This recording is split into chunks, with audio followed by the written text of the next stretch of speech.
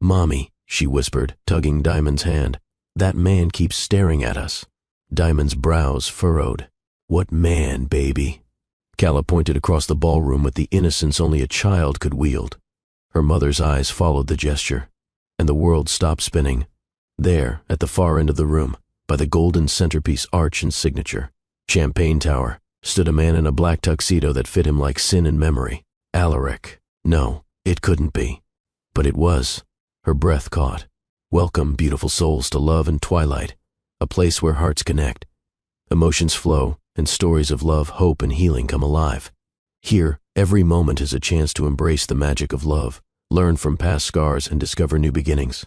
If love has ever touched your life, whether through joy, pain, or growth, then this channel is truly for you. Don't just watch. Be part of the journey. Drop your thoughts in the comments, share your experiences, and let your voice inspire others. Remember to like, subscribe, and share, because together we create a stronger, more loving community. Same silver-streaked jawline, more defined now. Same broad shoulders, same steel-gray eyes, unmistakable, unforgiving, undeniable. And yet, the way he was looking at her, frozen, stunned, devoured, he mouthed her name. Diamond? Even through the music and clinking glasses and soft laughter around them, she heard it, felt it. The sound sliced through her bones. A lump formed in her throat. She hadn't heard that voice in 9 years. She clutched Calla's hand tighter, the blood draining from her face. Alaric took one step forward. Her mind screamed, "Don't you dare." But he dared, and so did fate, because just then, the bride-to-be floated across the room in her glittering champagne gown. "Diamond." The woman squealed with delight. "I didn't know you'd actually show up." Liana, her stepsister, dripping in Cartier, radiant as a curated magazine spread. She walked straight toward them, laced her arm through Alaric's, and smiled with effortless pride. "I see you've already met my fiancé," she said sweetly. Diamond blinked. "Your fiancé?" Alaric's gaze hadn't moved an inch from her face. Liana leaned her head on his shoulder. "We're getting married tomorrow. Isn't it wild? He's so private about everything. But you know me, big celebrations only." The world tilted. She felt Calla's small fingers squeeze hers again. "Mommy, why is the groom still staring at us like that?" Diamond wanted to vanish. Right there, right into the marble floors or the floral wall or the Dubai skyline itself. Instead, she swallowed. "Of course," she said with a tight smile. "Congratulations. I didn't realize. I wasn't expecting." Liana laughed. "No one ever expects love to show up like this. We met at one of his investment board dinners, instant fireworks." Alaric didn't speak, not even a twitch of agreement. Liana squeezed his arm. "Alaric, you okay?" His throat moved. "I'm fine. You remember Diamond, right? My stepsister. We used to do summers together at the Jumeirah house." Oh, he remembered. Her laughter by the pool, her lips on his neck, her goodbye kiss the night she boarded a flight back to California, never knowing it would be the last. Alaric tore his gaze from her just long enough to nod stiffly. "Yes, I remember." Diamond's vision blurred. She had to get out of there. She wasn't ready. Not for this. Not for him. I need to take Calla to the restroom," she said quickly. "Of course," Liana chirped. "We'll catch up after the speeches." As they turned away, Calla whispered again, "Mommy, his eyes look like mine." Diamond felt it in her spine. Her daughter had noticed. Alaric had noticed. God help her. Outside, on the rooftop terrace, Diamond gripped the stone railing and sucked in sharp, dry desert air. Her chest burned. Her palms trembled. Behind her, Calla danced on her toes, unconcerned by the adult storm gathering just meters away. She had come to support her stepsister, stay quiet, leave early. She hadn't even planned to bring Calla. But the nanny canceled, and the guilt of keeping her away from everything, again, had won. Now, here she, watching her ex, the man who disappeared on her 9 years ago, prepare to marry the one woman who had always competed with her for attention, for love, for approval. And the kicker? He didn't even know about Calla. Not yet. But she'd seen the look in his eyes. He would, soon. And when that moment came, there'd be no turning back. The restroom was silent, too silent for Diamond's pounding thoughts. She stood in front of the marble sink, gripping the edge as if it could anchor her. She stared at herself. Same face, same curls, same almond eyes. But behind those lashes now lived a war. She could still feel his gaze, scorched into her skin. Alaric, Cala's father, the man who'd left her behind with nothing but memories and silence. And now, he was engaged to her stepsister. A quiet knock on the restroom door broke her trance. "Mommy." Diamond quickly wiped under her eyes. "Come in, baby." Cala stepped in, her patent leather shoes clicking softly on the marble tiles. "Why did that man look like he knew you?" Diamond knelt down. "Because, a long time ago we knew each other. Like friends?" She hesitated. "Something like that." Cala tilted her head. He looked like he wanted to say something. "Did he make you sad?" Diamond swallowed the lump rising in her throat. "Not anymore." Cala nodded, satisfied for now. She twirled once and looked at herself in the mirror. "I like this dress." Diamond forced a smile. "You look beautiful." She reached into her clutch, reapplied her lipstick, and straightened up. Her spine stiffened. She had to survive this night. She would. Back in the ballroom, speeches had begun. Liana's laughter echoed through the air, bouncing between golden chandeliers and tipsy chatter. She stood on the elevated platform near the cake, microphone in hand, her arm looped tightly through Alaric's. He looked like a statue, polished, perfect, and entirely out of place. "Thank you all for coming," Liana beamed. "Dubai means a lot to both of us. It's where we first met, and now it's where we begin forever." The crowd clapped. Diamond remained near the back of the room, clutching Cala's hand like a lifeline. She tried to avoid Alaric's eyes, but they found her anyway. Locked in, unblinking, 1,000 unsaid things caught in that single stare. Liana didn't notice. Or maybe she didn't want to. "Diamond," she called out, waving the mic in her direction. "Come up here for a second." Diamond froze. Cala looked up. "What do you do?" "Smile," Diamond whispered, "and keep breathing." She walked forward slowly, each step feeling like a countdown. When she reached the stage, Liana looped her free arm through hers and faced the crowd dramatically. "This woman," Liana announced, "is not just my stepsister. She's also the reason I learned what real loyalty means. She always knew how to keep a secret." "Didn't you, Dime?" Diamond flinched at the nickname. Her smile faltered, but she didn't speak. "Tell them," Liana continued, "how we used to share everything. School dances, diaries, even boyfriends sometimes. Just kidding." Polite laughter. Alaric's jaw clenched. Diamond finally turned to him. "Congratulations," she said quietly. His voice was dry. "You brought your daughter." "Yes. She's beautiful." "She is." A beat passed. Tension snapped in invisible strings. Diamond faced Liana again. "I wish you both all the best." Liana smiled, pleased with herself. "Isn't he just perfect?" Diamond met Alaric's eyes one last time.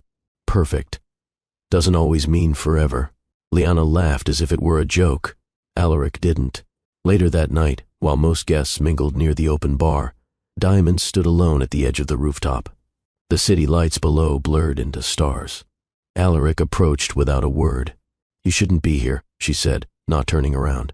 "I had to see you." "Well, you've seen me. Go back to your fiancé." He moved beside her. "You should have told me." Diamond turned sharply. "Told you? You vanished. I was pregnant and terrified." His expression broke, just slightly. "I didn't know. Didn't know? Or didn't want to. I swear to you, Diamond. I never knew. I would have—" Her voice sliced through his.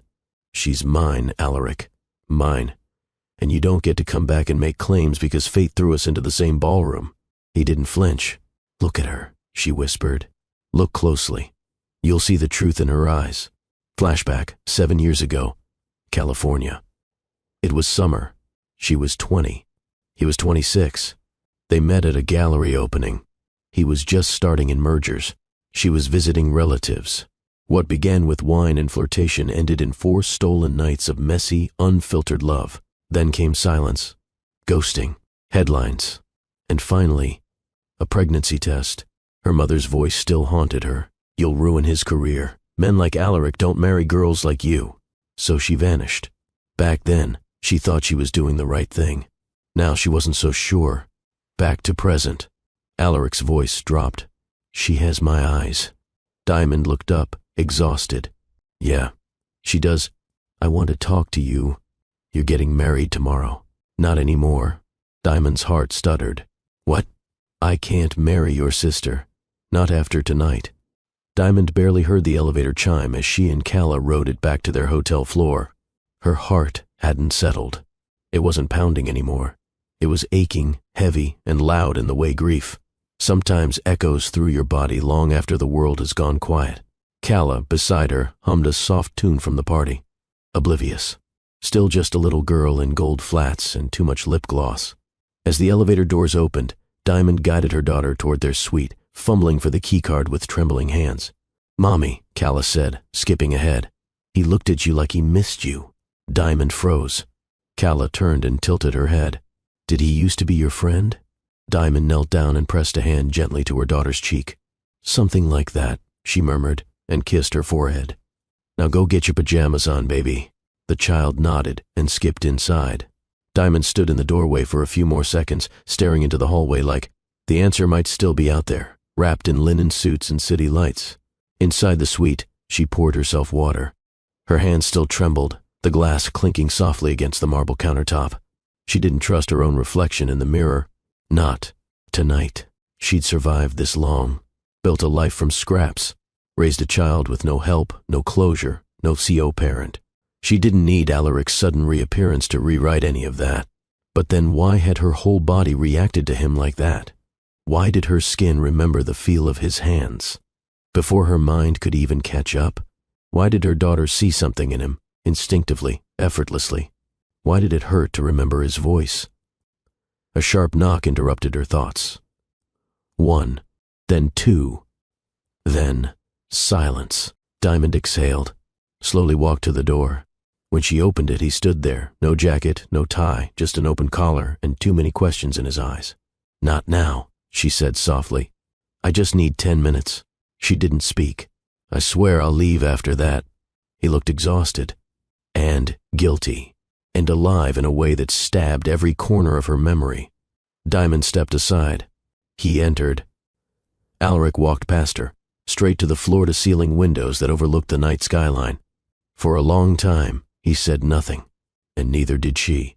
Finally, he turned. You have a beautiful daughter.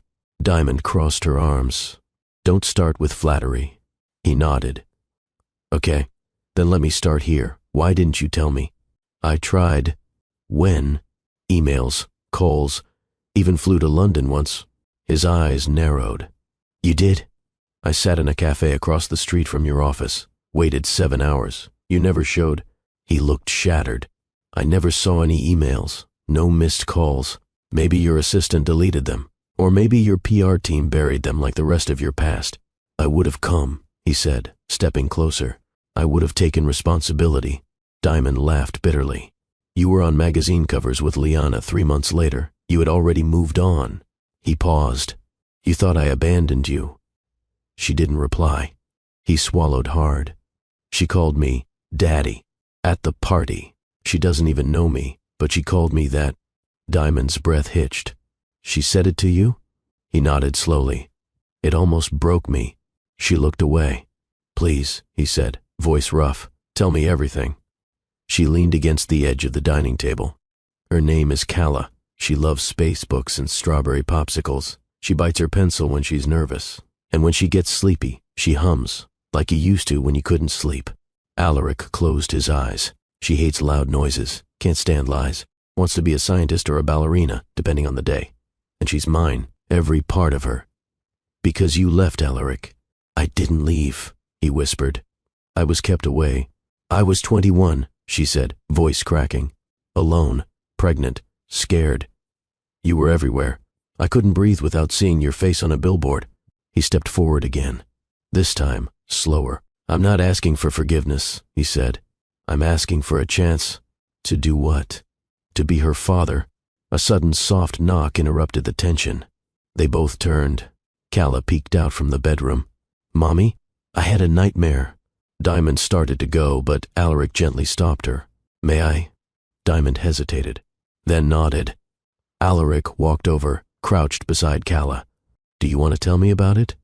Calla looked at him warily. There were monsters under my bed. He smiled gently. Should we go check together? She reached for his hand. Diamond pressed her hand to her mouth. Moments later, Alaric returned. She's asleep again.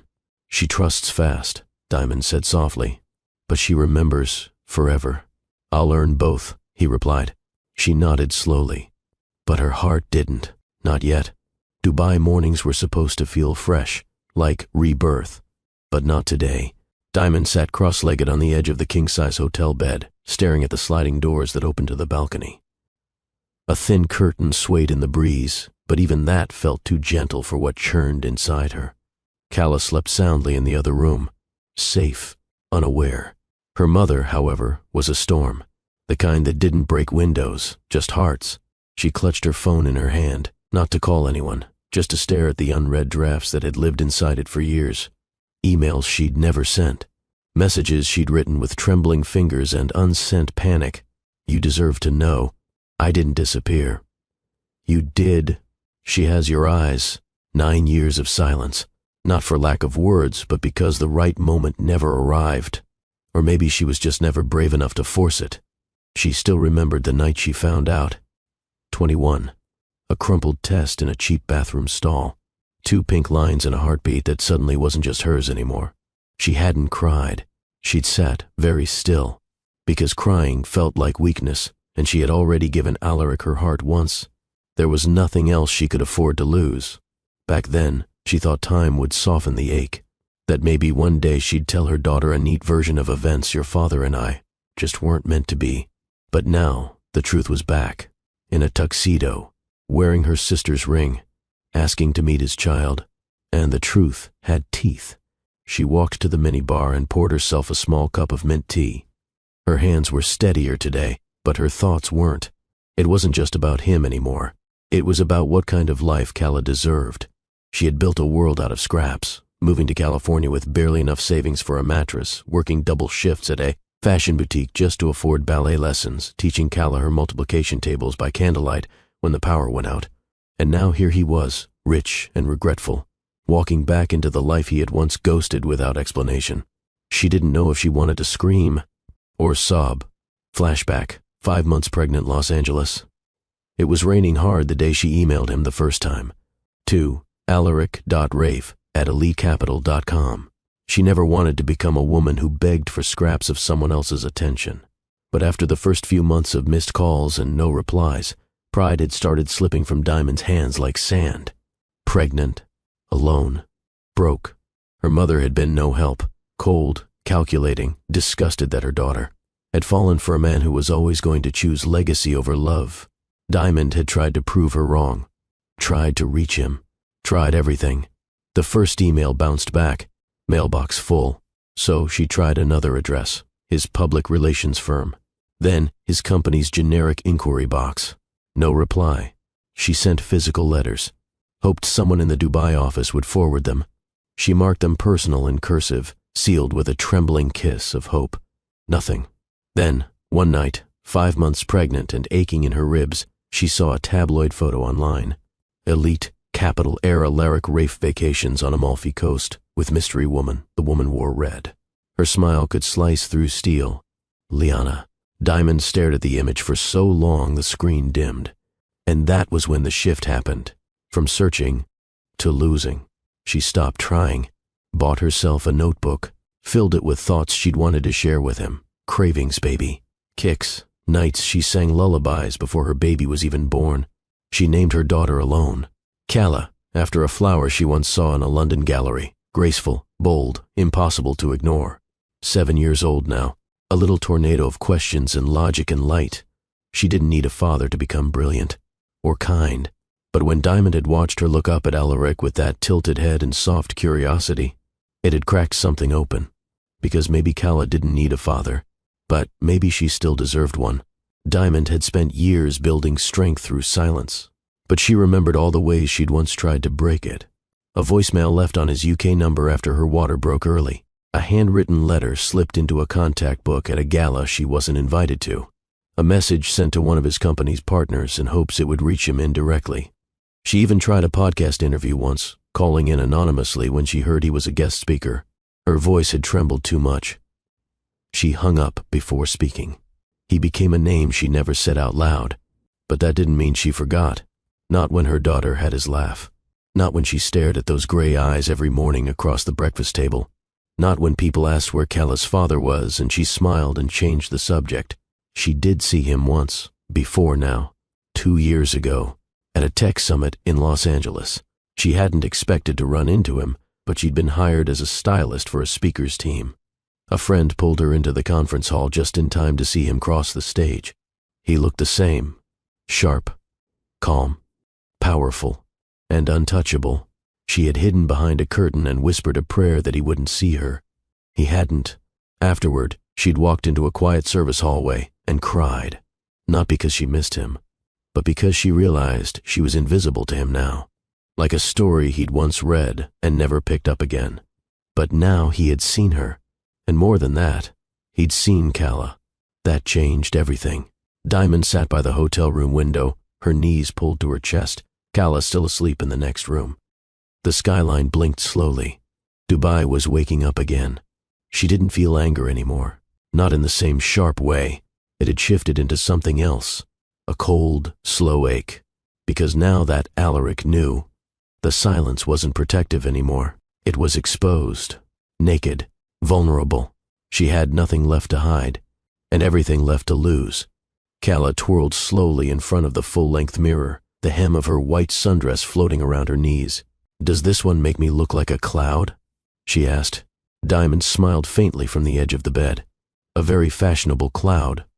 The girl giggled, then turned serious. "Are we going back to the wedding today?" Diamond shook her head. "No, sweetie. The wedding's been rescheduled." "Why?" Diamond opened her mouth to answer, but nothing came out. "How do you explain to a 7-year-old that the man she met yesterday was once the love of your life, the boy who vanished, and now the man's staring at you like his whole world cracked open?" Instead, she said, "Sometimes grown-ups need more time to figure things out." Callah nodded thoughtfully. "He said my name yesterday. I didn't tell him, but he just knew it." Diamond blinked. "He did?" "Yeah," Callah said, picking up her sparkly shoes and sitting cross-legged on the floor. He said it like he was remembering something special. Diamond didn't move. "Do you know him from a long time ago?" Diamond met her daughter's gaze, steady, inquisitive, full of the kind of clarity that children seemed born with. "I do," she said quietly. "We used to be very close." "Like friends?" "More than friends." Callah considered that for a long moment. Then, softly, "Is he my dad?" Diamond's breath caught. Callah didn't flinch or fidget. She just looked up with those familiar gray eyes, mirroring the question that had probably been growing inside her for some time. Diamond reached for her daughter's hand. "Yes, baby." Callah blinked once. Did he know? Not until yesterday. She thought her daughter might cry, or yell, or ask why it had been a secret. But Callah simply nodded. "Okay." Diamond tilted her head. "Just okay." The child shrugged. He didn't feel like a stranger, just someone I used to know, even if I never met him before. Diamond swallowed hard. "You're not angry?" "I'm curious." They sat on the bed together as the sunlight slid across the marble floor, warming the edges of the plush rug beneath their feet. "Do you want to meet him again?" Diamond asked. Callah hesitated. "I don't know yet, but I liked the way he talked to me. He didn't treat me like a little kid." Diamond nodded. "He has a lot to learn." "Do you think he wants to?" "I think he's trying." Later that day, Diamond took Callah downstairs to the hotel cafe. The staff greeted them with soft smiles and almond croissants. The air smelled of cardamom and honey. She had just taken her first sip of espresso when her phone buzzed. Unknown number. Her stomach tightened. She stared at the screen for a moment before answering. "Hello?" "Diamond." It was his voice. Soft. Cautious. "Yes. I didn't want to push, but I'd like to talk. When you're ready." She hesitated. "I'm with Callah." There was a pause on the line. "Would it be all right if I saw you both?" Diamond glanced at her daughter, who was busy drawing constellations in syrup on her plate. "I'll let you know," she said. "I'll wait." He didn't ask how long, didn't plead, just offered the space. She hung up without saying goodbye. That evening, as she helped Calla with her science workbook, her mind kept drifting back to that call. To the man who once held her under the stars and whispered that the world would never be too big for their love. To the man who'd vanished. To the man who now knew. Calla looked up mid-sentence. "Do you think he likes dogs?" Diamond blinked. "What?" "Mr. Alaric. If he becomes my dad, will he let me have a puppy?" Diamond smiled. "I don't think that's how it works, baby." Later, when Calla had fallen asleep curled up in bed, Diamond stood by the window again. Her phone buzzed. A new message. From Alaric Rafe. "I won't pressure you, but I'm staying in Dubai until I earn the right to look her in the eyes again." Diamond read the words twice. No begging, no manipulation, just intention. Her thumb hovered over the screen. She typed, "We'll meet. One day soon, somewhere quiet." And for the first time in years, she didn't feel like she was drowning in unfinished stories. She felt ready to begin again. Calla twirled slowly in front of the full-length mirror, the hem of her white sundress floating around her knees. "Does this one make me look like a cloud?" she asked. Diamond smiled faintly from the edge of the bed. "A very fashionable cloud." The girl giggled, then turned serious. "Are we going back to the wedding today?" Diamond shook her head. "No, sweetie. The wedding's been rescheduled." "Why?" Diamond opened her mouth to answer, but nothing came out. "How do you explain to a 7-year-old that the man she met yesterday was once the love of your life, the boy who vanished, and now the man's staring at you like his whole world cracked open?" Instead, she said, "Sometimes grown-ups need more time to figure things out." Calla nodded thoughtfully. "He said my name yesterday. I didn't tell him, but he just knew it." Diamond blinked. "He did?" "Yeah," Calla said, picking up her sparkly shoes and sitting cross-legged on the floor. "He said it like he was remembering something special." Diamond didn't move. "Do you know him from a long time ago?" Diamond met her daughter's gaze. Steady, inquisitive, full of the kind of clarity that children seemed born with. "I do," she said quietly. "We used to be very close. Like friends? More than friends." Calla considered that for a long moment. Then, softly, "Is he my dad?" Diamond's breath caught. Calla didn't flinch or fidget. She just looked up with those familiar gray eyes, mirroring the question that had probably been growing inside her for some time. Diamond reached for her daughter's hand. "Yes, baby." Calla blinked once. Did he know? Not until yesterday. She thought her daughter might cry, or yell, or ask why it had been a secret, but Calla simply nodded. "Okay." Diamond tilted her head. "Just okay." The child shrugged. "He didn't feel like a stranger, just someone I used to know, even if I never met him before." Diamond swallowed hard. "You're not angry?" Curious." They sat on the bed together as the sunlight slid across the marble floor, warming the edges of the plush rug beneath their feet. "Do you want to meet him again?" Diamond asked. Calla hesitated. "I don't know yet, but I liked the way he talked to me. He didn't treat me like a little kid." Diamond nodded. "He has a lot to learn. Do you think he wants to?" "I think he's trying." Later that day, Diamond took Calla downstairs to the hotel cafe. The staff greeted them with soft smiles and almond croissants. The air smelled of cardamom and honey. She had just taken her first sip of espresso when her phone buzzed. Unknown number. Her stomach tightened. She stared at the screen for a moment before answering. "Hello?" "Diamond." It was his voice. Soft. Cautious. "Yes. I didn't want to push, but I'd like to talk. When you're ready." She hesitated. "I'm with Calla." There was a pause on the line. "Would it be all right if I saw you both?" Diamond glanced at her daughter, who was busy drawing constellations in syrup on her plate. "I'll let you know," she said. "I'll wait." He didn't ask how long. Didn't plead. Just offered the space. She hung up without saying goodbye. That evening, as she helped Calla with her science workbook, her mind kept drifting back to that call. To the man who once held her under the stars and whispered that the world would never be too big for their love. To the man who'd vanished. To the man who now knew. Calla looked up mid-sentence. "Do you think he likes dogs?" Diamond blinked. "What?" "Mr. Alaric. If he becomes my dad, will he let me have a puppy?" Diamond smiled. "I don't think that's how it works, baby." Calla grinned. "But it's worth a try, right?" Later, when Calla had fallen asleep curled up in bed, Diamond stood by the window again. Her phone buzzed. A new message. From Alaric Rafe. I won't pressure you, but I'm staying in Dubai until I earn the right to look her in the eyes again. Diamond read the words twice. No begging. No manipulation. Just intention. Her thumb hovered over the screen. She typed, "We'll meet. One day soon, somewhere quiet."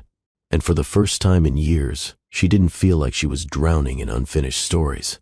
She felt ready to begin again. It was close to midnight when Diamond heard the knock. Not loud, not rushed, but certain. She hesitated before opening the door. Her silk robe barely skimmed her calves, and her hair was loose from its earlier bun. She wasn't prepared for a visitor or for anything beyond the quiet she'd carved out tonight. Still, she opened it. Alaric stood there, not dressed for a party. No tailored tux, no polished expression. Just a dark shirt rolled to the forearms, hair tousled like he'd run his hands through it too many times. His eyes, gray and storm-swept, settled on her with the kind of stillness that preceded the deepest of conversations. "I couldn't sleep," he said. She didn't answer, just opened the door a little wider. He stepped in. Diamond closed the door behind him without a word. The suite felt different with him inside, more awake, more alert. "I don't know where to start," he admitted, pacing toward the window. Diamond stayed by the kitchenette. "Try the beginning." Alaric turned to face her. "She's mine." Diamond nodded once. "Yes." He exhaled slowly, bracing himself against the weight of the moment. "How old is she?" 7, almost 8. "I missed everything." "You did?" "I want to be there now." She raised a brow. "You think it's that simple?" "No," he said, "but I'm still asking." The silence stretched. She walked past him and opened the balcony doors. The night air was cooler now, brushing her skin like memory. He followed, standing beside her as the city glittered below. "She's smart," she said. "Not just in the way kids are. She reads people, absorbs everything." He nodded. "She asks questions I never know how to answer." She asked if I was her dad. Diamond's eyes flicked to his. "What did you say?" "I told her I'd like to be." Diamond gripped the railing. "You don't get to choose what kind of father you want to be. You either show up or you don't." "I'm here now." "She's not a second chance, Alaric. She's not a redemption arc." "I know." "You sure?" "Because everything about you still screams control." He took a step back, not in retreat but in respect. "I won't force anything," he said, "but I need to know why you didn't tell me. I need to understand." Diamond folded her arms, her voice sharper now. "You disappeared. I reached out again and again. Your people shut me down. Your assistant blocked my number. I tried to show up, Alaric. You were already gone." He blinked. "I never got anything convenient." "No," he said, taking a step closer. "I mean it. I never received a call, a message, nothing. If I had... God, Diamond, do you think I would have ignored you?" She held his gaze. "I don't know. You chose Liana. That said everything." He looked stricken. "It wasn't like that." "Then explain it." He walked back into the suite, sitting on the arm of the leather couch like the weight of the truth required him to stay grounded. "My father arranged that engagement. After I left Dubai the first time, I went back to London and everything moved fast. He told me the board was watching, that I needed someone by my side who made sense on paper." "She made sense?" Diamond asked, flatly. "She wasn't you," he said. The words landed between them like shattered glass. "I looked for you, too," he continued. "But your number changed. Your email bounced. No one knew where you went." "I left," she whispered. "I ran before your world could drown me. I would have gone with you." "You didn't." "No, I didn't," he admitted. Diamond sank into a chair, arms crossed tightly. "So what now? You found us. You've had your shock. Now what?" "I'm not going back to Liana. She doesn't know yet, does she?" "I'm telling her tomorrow." Diamond stared at him. "And what do you expect from me?" "Time," he said simply. "Time with Calla. And a sliver of grace from you." She laughed under her breath. "You don't ask for small things." "I ask because I still love you." Her eyes widened, the softness in them gone. "Don't. I never stopped. Don't confuse guilt with affection. I'm not guilty for loving you. I'm guilty for not being there." The tension in the room throbbed. She walked to the counter, poured a glass of water, and took a long sip. Then, quietly, she calls you the man with the sky eyes. He blinked. Because they're stormy, she added. Like hers. A silence passed between them, this one not sharp, but solemn. He nodded. She deserves the truth. All of it. And if she doesn't want you around, then I'll leave. But I'll never stop hoping she changes her mind. Diamond stood still for a long time, then finally whispered, then we start small. You see her, in public, no promises, no expectations. Alaric straightened. Thank you. I'm not doing it for you, she said. I know. They stood there, the two of them, surrounded by old memories and new wounds, both unsure of what tomorrow would bring. But the door had opened, and that was more than either of them had yesterday. The next morning brought a new kind of tension, not the sharp-edged kind that came with betrayal, but a quieter, more complicated weight, like a room filled with too many unsaid things. Alaric returned just after 10. No suit, no driver, no mask. He carried two things, a small wrapped box and a photo printed on glossy paper. Diamond opened the door slowly, already weary. He held up the photo. This was taken 2 weeks before I left for London. Look. She took it from him. It was them, smiling on a yacht in Abu Dhabi. She was leaning into him, sun on her shoulders. The sea was behind them, wide and endless. I never stopped carrying it, he said. Diamond studied it for a moment, then handed it back. You should have carried the memory of what came after. I do, he said. Every single day. She stepped aside. He entered. Calla wasn't there. A friend from the hotel had taken her to the aquarium, giving Diamond space for the conversation she knew was overdue. You said you never got my messages, she began, walking toward the kitchen island. All those years, all those emails, the letters? I didn't, he said, taking a seat on the arm of the couch. I asked my assistant last night.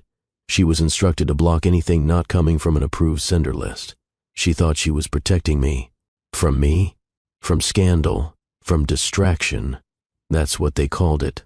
Diamond exhaled. I sent one from a burner email. No name, just details. I never saw it, he said, voice low. Not one. Her hands braced the marble counter. And when I showed up at your London office, I was in Shanghai.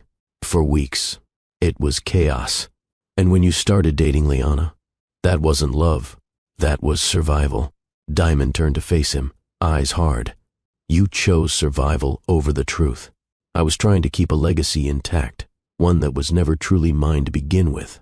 Then why come now? She demanded. Why disrupt everything now? Because yesterday I saw my daughter, he said, rising, and I can't walk away from that. His voice cracked slightly. She looked at me like I was something important, even without knowing who I was. Diamond didn't speak. He took a breath. I want her to know. I want her to decide if I belong in her life. She crossed her arms.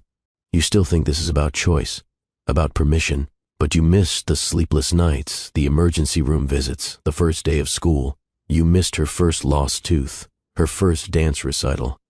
The night she asked me why she didn't have a dad like other kids. Alaric flinched. You don't get to walk in now and rewrite history. I'm not trying to erase it, he said. I just want a place in her present. Diamond stared at him, eyes unreadable. And what about me? He met her gaze. I failed you. You left me, she corrected. At 20. With nothing but a name I couldn't even say without breaking. I didn't know, but you never tried hard enough to find out. He moved closer, not to touch her, just to be near. I know now, and that makes it better? No, but it makes it possible. She looked away. He set the wrapped box on the table. I bought this the day before I proposed to Liana, he said. Not for her. For you. Diamond stared at the box. I chickened out. I listened to my father. I thought I could forget you. Did it work? He smiled sadly. You've been in every decision I've made since. She slowly unwrapped the box. Inside was a slim silver bracelet. On it, a single engraving. D.R. for every breath I never said out loud. She closed the lid. This doesn't fix it. It's not meant to. Then why give it to me? Because I need you to know that I never forgot you. Even when I acted like I had. Diamond walked past him, needing space. She stopped near the window. I protected her, she said quietly. From the story, from the shame. You shouldn't have had to. No, she said, glancing over her shoulder. I shouldn't have. But I did. He ran a hand through his hair. Let me help now. Let me show her something real. She turned fully to him. You need to speak to her, with honesty, with patience. I will. She'll have questions. I'll answer every one. And if she shuts down? I'll wait. Diamond nodded slowly. Then, finally, she sat across from him. I'll arrange a meeting, she said.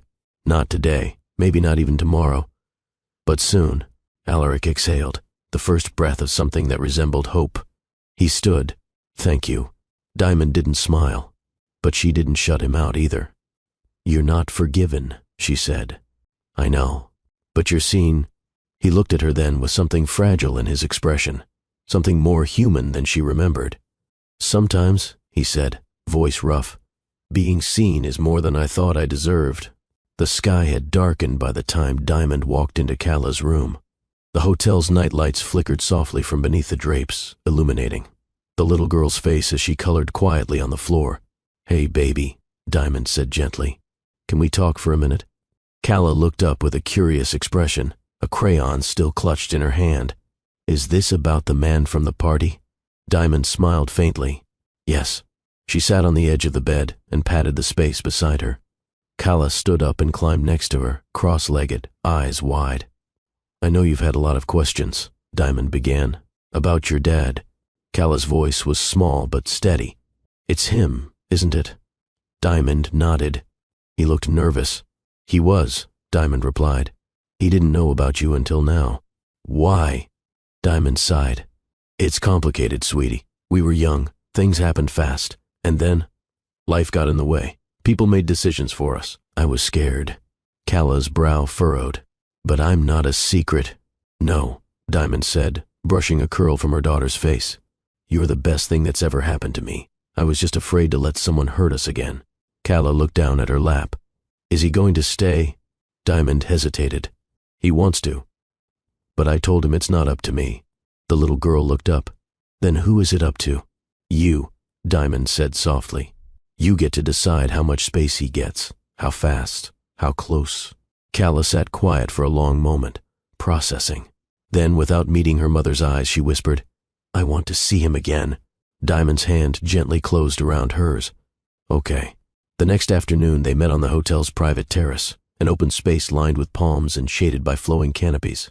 Diamond waited inside while Alaric arrived first, dressed simply in a white shirt and tan slacks, hands tucked nervously into his pockets. He looked out at the skyline, then turned as footsteps approached. Cala walked out slowly, gripping a small notebook to her chest. She stopped a few feet from him. Hi. Alaric knelt down. Hi. They studied each other. You cut your beard, she said. He smiled. You noticed? She nodded. I think it makes you look less serious. I'll take that as a good thing. Cala looked down at the notebook in her hands. I wrote some questions. Would you like to sit while we go through them? She sat on the cushioned bench. He remained kneeling beside her, eye level. First one, she said, flipping open the cover. Why didn't you come to my birthday party last year? He didn't flinch. Because I didn't know I was supposed to. Why not? Because I didn't know I had you. Her brows drew together. How could someone forget a daughter? I didn't forget, he said carefully. I never knew. Your mom tried to tell me, but people around me stopped the messages. I thought she moved on. Cala tilted her head. Did you love her? He nodded. I did. Do you still? His answer was quiet. Yes. She looked down. She gets sad when she looks at you. I know. She cried after the party. Alaric closed his eyes for a moment. That's my fault. Cala ripped a small piece of paper from her notebook and handed it to him. It's a list of things I like. If you want to be around, you need to learn them. He opened the list. I like books about the moon. I don't like ketchup. My favorite animal is a baby goat. I don't like being lied to. I'm good at math. I sleep with one sock on. I want a telescope. He folded it carefully and tucked it into his pocket. This is the most important list I've ever received. She gave him a look. You can't say that if you say it to everyone. I don't, he said. Just you. Calla looked off toward the city. Can I call you something? Of course. She turned back. I want to call you my dad, but not until I'm sure. Alaric swallowed. That's okay, but today I'll call you Alaric. His smile was fragile. I'd be honored. From inside the terrace doors, Diamond watched the two of them. Alaric said something that made Calla laugh, her small hand reaching for his as if she'd done it 100 times before. Diamond didn't move, didn't cry, didn't let the ache take over. She just watched, and allowed herself to feel for the first time in years that maybe, just maybe, not everything had been lost. That evening, as she tucked Calla into bed, her daughter pulled her, close, and whispered, "He said he wants to learn how to braid hair." Diamond chuckled. "Did you say yes?" "I told him it's hard." "Well," Diamond said, smoothing the sheets, "he has time to practice." Calla yawned. "I think I like him." Diamond kissed her forehead. "Me too." She turned off the light and left the door slightly open. Out in the hallway, Alaric leaned against the wall. "She's incredible," he whispered. "She always has been," Diamond replied. They stood in silence, shoulder to shoulder. Then quietly, Alaric said, "She called me by my name today." "Not Dad." "Not yet. She's cautious." "So are you." Diamond looked up at him. "She has good instincts. I'd like to come back tomorrow." Diamond nodded. "We'll be here." He looked at her, really looked. "Thank you." She didn't smile. But she didn't close the door either. The hotel suite was quiet again. Diamond stood barefoot on the marble floor, the sleeves of her robe draping lightly as she poured a glass of red wine. The sky beyond the terrace stretched into endless velvet, and the city lights blinked like secrets she didn't want to hold anymore. She didn't expect the knock this time, not after everything that had unfolded between them, but somehow she wasn't surprised when it came. 2 soft raps, no urgency, just presence. She opened the door. Alaric stood there in a charcoal shirt, the top button undone, eyes heavy from a day spent learning how to step gently around a daughter who didn't yet know where to place him in her world. Diamond said nothing. She simply stepped aside and let him in. "I won't stay long," he said, lingering near the entrance. "I just needed air." She handed him the second wineglass she'd poured without knowing why. He accepted it silently. They sat opposite each other at the small table beside the windows, the warm lighting from a single lamp casting soft shadows across the floor. For a while, the only sounds were sips of wine and the subtle hum of the city below. "You're quieter than usual," she said finally. "I'm exhausted," he admitted. "But not from her. She asked if you liked dogs." He chuckled. "She told me baby goats are better." Diamond smiled behind her glass. "She's not wrong." He nodded slowly. "She's sharp, gentle but sharp, like someone I used to know." The compliment didn't slide off easily, but she let it land. "She's watching you," Diamond said. "Every move." "I'm watching her too." Diamond set down her glass. "So, why Liana?" He looked down at the liquid in his hand. "Because she was safe, expected. She didn't ask for too much, didn't challenge me. But I did. You always did." She leaned back. "So I was the storm, and she was the harbor?" "No," he said quickly. "You were the fire, and I was afraid of getting burned." She held his gaze. "You were already burning. You just didn't know it." He looked away. Diamond rose and crossed to the windows, the wine forgotten now. Her arms folded tightly across her chest. "I gave you everything," she said, "and I never even got the goodbye." "I didn't know how," he said behind her. "And when I tried to come back, you were gone." She turned. "Because I had to be. You disappeared, Alaric. Left me with nothing but questions and a growing stomach." His jaw tensed. "You don't know how many times I thought about you. How many nights I nearly booked a flight just to find you. But you didn't." "No, I didn't." The room tightened with silence. Diamond crossed back to the table and poured herself another splash of wine. "I used to imagine what I'd say if you ever came back," she murmured. "Did it sound like this?" "No," she said. "It sounded louder." He smiled faintly. "Well, I'm here now. If you want to yell, I don't." He stood and stepped closer. "Then, what do you want?" Diamond didn't answer right away. She looked up at him, searched his face for traces of the boy she once loved. The man who broke her, the stranger she was beginning to recognize again. "What I want," she said carefully, "is not to want you, but you do." She hated how her breath caught. "Don't do that," she whispered. "Don't look at me like that." "Like what?" "Like nothing ever broke between us." His hand lifted, slow, respectful. He didn't touch her, but he was close enough for her to feel the heat of it. "Something did break," he said, "but not everything." Her lips parted. Her defenses thinned. She should have stepped back. She didn't. They stood there for a long beat, the silence turning into something more intimate than sound. "Why are you still here?" she asked softly. "Because I'm not ready to leave again." Diamond's voice dropped. "And if I let you stay, I'll take nothing you're not willing to give." That was the line, the one that cracked open the space between survival and surrender. She closed the distance first, just half a step, but it was enough.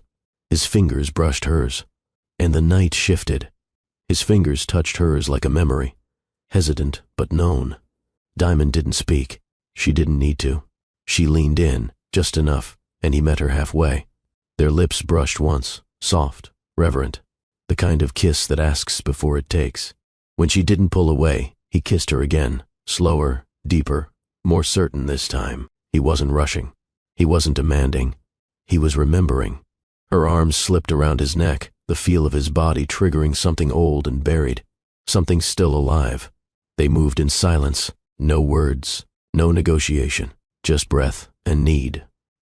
He kissed her jaw, her throat, the pulse beneath her skin. Her robe slid off her shoulders, landing silently on the rug. He didn't gawk. He didn't hesitate. He looked at her the way a man looks at a home he thought he'd lost forever. His palms found her waist, familiar ground. He moved gently, with the careful attention of someone memorizing something sacred. Diamond closed her eyes. For once she didn't brace herself. She let go. The bedroom was quiet but awake with heat. He laid her down gently on the bed, like something he wasn't sure he deserved to hold. Her breath caught as his lips moved along her collarbone, then lower, tracing the outline of a life he'd missed entirely. Her hips, wider than before. Her stomach, marked with the faint traces of motherhood. He kissed every inch, not with pity, with awe. He pressed his mouth to the soft stretch below her navel, the place where Calla had once grown. Her hands gripped his shoulders. She wasn't just letting him in. She was letting herself feel again. He moved over her like he'd been there all along, rediscovering the rhythm of her body and how it rose to meet his. There was no rush, no fumbling, just rhythm, heat, gratitude. Diamond exhaled sharply as his hands slid along her thighs, thumbs pressing into muscle and memory. She arched into him, pulled him closer, wrapped her legs around him like she'd been waiting for this without knowing it. He paused, just before the final closeness. She looked at him. No masks, no shields. He nodded once, asking without speaking. She whispered, "Yes." And then they were no longer remembering. They were rewriting. The room grew warmer, the air heavier, their skin slick, breath tangled, mouths meeting in between gasps and groans. That had nothing to do with pleasure alone, and everything to do with healing. Diamond's back arched beneath him as he moved inside her, slow at first, like testing if this was real, then deeper, surer. Her nails pressed into his shoulder blades. His name slipped from her lips, quiet but raw. He kissed her again, long, slow.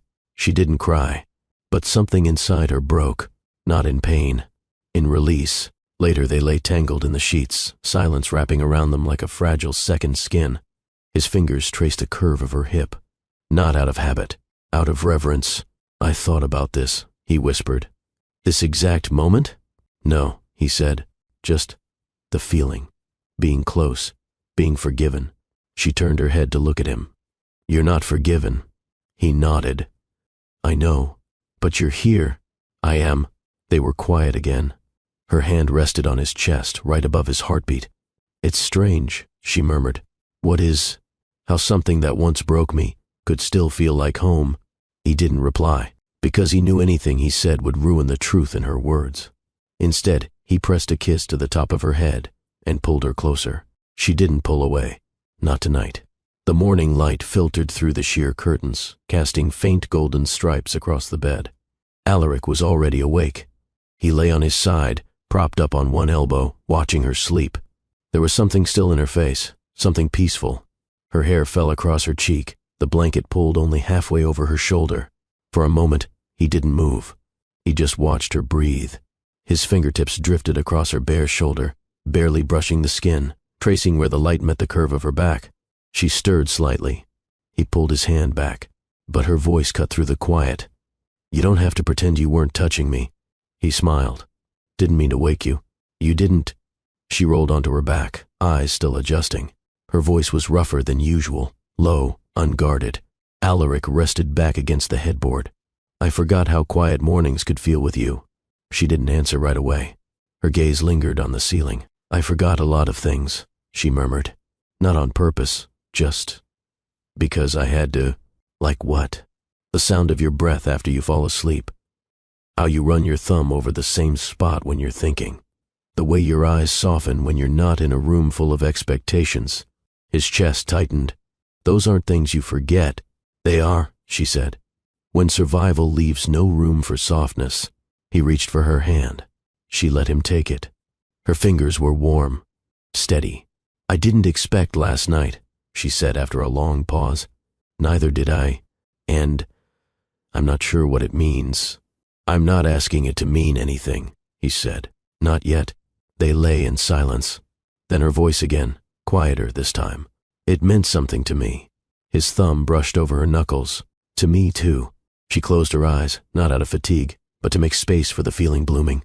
Inside her chest, something she hadn't allowed herself to name in years. She had survived the betrayal. She had outgrown the heartbreak. But lying here, skin against skin, no words chasing apologies, this didn't feel like falling back into the past. It felt like something else entirely. Not a return, a resurrection. Alaric rose first, wrapping a blanket around his waist as he stepped into the living room. Diamond sat up in bed, watching the muscles in his back move as he poured water from the glass carafe near the minibar. He glanced over his shoulder. "I could order breakfast. Room service won't fix this." He nodded. "Didn't expect it to." She pulled her robe from the foot of the bed and slipped it on. When she joined him by the window, they stood side by side, looking out over the skyline. "You still thinking about her?" she asked. "Every second. She's going to ask what happened between us. I'll tell her the truth." Diamond turned to him. "Which version? The one where I was a fool, where I let pressure swallow love, where I chose everything but the one thing that actually mattered?" Her expression didn't change, but something in her shoulders eased. He reached out and touched the edge of her sleeve. "You don't have to protect her from me anymore." "I'm not protecting her," she said. "I'm protecting myself." He nodded slowly. "Then I'll earn you both. You think one night makes up for years?" "No," he said. "But it made something possible." She didn't respond. Didn't have to. They stood there for a while, watching as the desert morning unfolded below. No more pretending. No more tiptoeing around broken timelines. There was still so much unfinished between them. But now, for the first time in years, there was something else too. A beginning. The sky was soft with early light when Diamond stepped out onto the terrace. She wore a pale satin wrap and carried her coffee in both hands, fingers curled around the warmth like armor. Her body ached, not from regret, but from everything last night unlatched inside her. Alaric was already seated outside, shirt half-buttoned, elbows resting on the glass table. His phone sat untouched beside him, screen dark. He didn't say good morning. Neither did she. The silence wasn't cold. It was a quiet held open between them, something tender and unfinished. She sat across from him and placed her coffee down gently. He studied her face. Not with hunger this time, but something slower, something searching. "I'm calling it off," he said.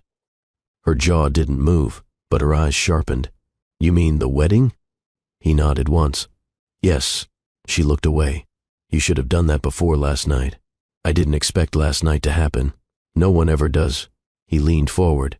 "But it did, and I'm not walking away pretending it didn't mean something." Diamond held his gaze. "You can't just undo what you promised her." "I never promised her what I gave you." "That doesn't make this cleaner," she said. "You're going to humiliate her." "I'm not doing it to be cruel," he said. "I'm doing it because lying to her now would be worse. She deserves the truth. So do you. So does Calla." She's your fiancée. She was... Diamond's voice turned flat. So, I'm the reason you've changed your mind? You're the reason I remembered what real love feels like. She exhaled and stood, walking to the edge of the terrace. Below, the city stretched and shimmered, unaware of the private collapse unfolding stories above. He followed her, but didn't reach for her. You think one night changes the damage? She asked. No. I think it uncovered what we both buried. She turned to face him. I'm not 20 anymore. I'm not the girl who needs you to save her. I don't want to save you. Then what do you want? To show up, he said. To take responsibility. And if I say no, then I'll stay near anyway. For her, Diamond crossed her arms. So this isn't about me. It is, he said, but not only. I can't ask for your forgiveness and pretend it's a right, but I can earn her trust. She stared at him for a long moment. Don't confuse guilt with love. I'm not guilty for wanting you. I'm guilty for vanishing. That's different. She didn't look away. I'm not here because I owe something, he continued. I'm here because I still want you. And if that's not enough, I'll keep showing up until it is... You think I'm just waiting to be wanted again? No, he said. I think you never stopped deserving more than what I gave you. Her arms loosened. For a second, just a second, the hardness in her eyes cracked. She stepped past him, returned to her coffee. He didn't follow. Instead, he turned back toward the sky. I wrote you a letter, she said suddenly. He looked over his shoulder. Years ago, she clarified, after I had her. I never sent it. What did it say? I don't remember the words exactly, she admitted.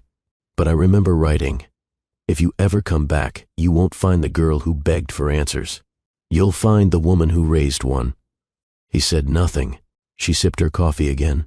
She asked if she could call you Dad someday. Alaric blinked. What did you say? I told her that's not a title you demand. It's one you earn. Inside, the clock ticked toward 9. Calla stirred in the next room. Diamond and Alaric stood silently, the weight of too many years pressing between them. But this time, neither ran from it. They just stood still, side by side, as the morning broke. Later that afternoon, the suite had fallen into an unnatural stillness. Calla had been picked up for an outing with the hotel's kids program. Diamond had insisted on it. Space was necessary. For thinking, for decisions, for the conversation that neither she nor Alaric could keep delaying. She sat on the couch now, arms folded across her chest, while Alaric leaned against the marble-topped console table, staring at the floor. Neither of them was speaking. Not yet. You said you're breaking it off, she said finally. I meant it. And you think that makes everything better? No, he answered. But it's the first honest thing I've done in years. She tilted her head, voice sharper now. Honest? You're standing here after sleeping with me and planning to walk into Liana's life and detonate it with a confession. I already told her, he said. Diamond's breath hitched. What? I called her this morning. I told her the wedding's off. Diamond stood. And what else did you say? That we rushed, that I wasn't who she thought I was, that she deserves someone who doesn't hesitate when he looks at her. Diamond paced away from him, fists clenching and unclenching. You didn't mention me, did you? No. She'll find out. I know. And when she does, she'll know it happened before you ended it. Yes. She turned. You just ruined 2 relationships in one day. I ruined them years ago, he said. I'm just finally telling the truth. Diamond stared at him, incredulous. I'm not proud of how this unfolded, he said, but I won't keep pretending that staying with Liana was noble. It wasn't. It was cowardice. And what is this? She asked. What do you call showing up now, after all these years? Redemption? He shook his head. Responsibility. Big word, she muttered. He stepped forward. I'm not here to rewrite what happened. I'm here to own it. Own what, Alaric? The child you didn't raise? The woman you left behind? Or the sister you betrayed? All of it. Diamond laughed bitterly. You're not the savior in this story. I know. Her tone cut sharper. I kept her warm when she was sick. I taught her how to ride a bike. I lied to her face every time she asked why other kids had dads and she didn't. I did all of that. Alone. He nodded, voice low. And I'll never take that from you. You don't get to take anything, she snapped. You're not owed forgiveness. You're not entitled to be a father just because you finally showed up. I'm not here for what I'm owed, he said. I'm here because I love her, and I never stopped loving you. Diamond turned her back to him. She walked slowly to the wide window, arms wrapped around herself, the sky above Dubai graying with the promise of dusk. I don't know if I believe you. He stayed where he was. I wouldn't either. You're walking away from a woman you almost married, from a family legacy you spent years protecting. And now you want me to believe this is all because of love? No, he replied. Because of clarity. She looked over her shoulder. You could have had clarity before sleeping with me. He didn't deny it. I'm not mad it happened, she said. But I'm not about to let it cloud what comes next. He took a step toward her. What do you want? I want peace, she said. For her. For me. You think I'll ruin that? I think you might. He took another slow step. Then what do I need to do? She didn't answer right away. When she finally spoke, her voice was measured. Don't promise anything. Don't use words you haven't earned. Just be here. Show her consistency. Let her build trust with you on her terms. I can do that. She turned fully. And what about me? He met her gaze. I'll wait for you too. Diamond held eye contact, but her voice softened. Don't wait for me like I waited for you. That was a lonely place. I won't, he said. I'll wait differently, actively. Her face didn't give anything away, but she didn't tell him to leave. Not yet. The clock ticked past 6. Light faded behind the skyline. A soft breeze slipped in through the cracked balcony door. Diamond walked toward the kitchen, pouring herself a glass of water. Her hands no longer trembled. Alaric stood near the couch, watching her in silence. When she returned, she handed him a small notepad. What's this? A list of her routines, she said. When she eats, what calms her when she's upset, what shows to avoid. She hates anything too loud. He opened it. Handwritten notes filled the first few pages. Precise, thoughtful, protective. She talks in her sleep, Diamond added, but only when she's had too much sugar. Alaric looked up at her. Thank you. I'm not giving you permission, she said. I'm giving you instructions. What you do with them is up to you. He nodded. I won't waste them. Diamond took a seat at the table. This time, her shoulders didn't look so guarded. He joined her, and for the first time in years they sat across from each other, not as unfinished, lovers or bitter exes, but as two people tethered by something more permanent. A child, a past, and maybe a path forward. The next morning arrived with a stillness that didn't feel peaceful. Diamond stood at the bathroom sink, brushing Cala's curls as the little girl hummed softly. The window was cracked, letting in the distant sounds of the city coming to life below. Mommy, Cala said, watching their reflection. Is he coming today? Diamond paused. Do you want him to? Cala thought for a moment. Only if he wants to braid my hair. Diamond smiled gently. He might need a few lessons first. Can you teach him? We'll see. The child reached up and touched the curve of her mother's cheek. You look tired. Diamond pressed her lips to the top of Cala's head. I'm all right. An hour later, the three of them sat on the grass near the edge of the marina boardwalk. Diamond had chosen the location carefully, public, open, relaxed. Cala sat between them, focused on organizing her stickers by color. Alaric watched her hands with fascination. She does that when she's anxious, Diamond said softly. Grouping things. Gives her focus. He nodded. Cala looked up. I'm not anxious. Just don't like messy patterns. Alaric raised both hands in surrender. Understood. She pointed at a purple butterfly sticker. This one's for people who stay. He looked at her. Am I getting one? She studied him. Maybe. Diamond cleared her throat. Cala, do you want to show him what you drew? Cala reached into her tote bag and pulled out a folded sheet of paper. She handed it to Alaric, watching his reaction carefully. He unfolded it. It was a drawing. 3 stick figures holding hands beneath a yellow sun. One was clearly Cala. One had long curly hair. The third had gray eyes drawn extra big. The caption at the top said, If you want to be here, be here. Alaric blinked. I don't draw people who leave, Cala said. Only the ones I want to keep. He looked up, eyes damp. Then I'll try to stay. She reached into the tote again and pulled out a hairbrush. I don't need a perfect braid, she said. Just don't pull too hard. He laughed softly. Deal. Diamond sat silently as she watched Alaric fumble his way through a clumsy lopsided braid. Calla winced twice, but didn't complain. When he was done, she ran to a nearby tree to find the purple butterfly sticker. Diamond turned to him. "That's the test." He chuckled. "And how'd I do?" "She gave you a second chance braid." "That's better than a sticker." He exhaled, a quiet laugh under his breath. "I'll take it."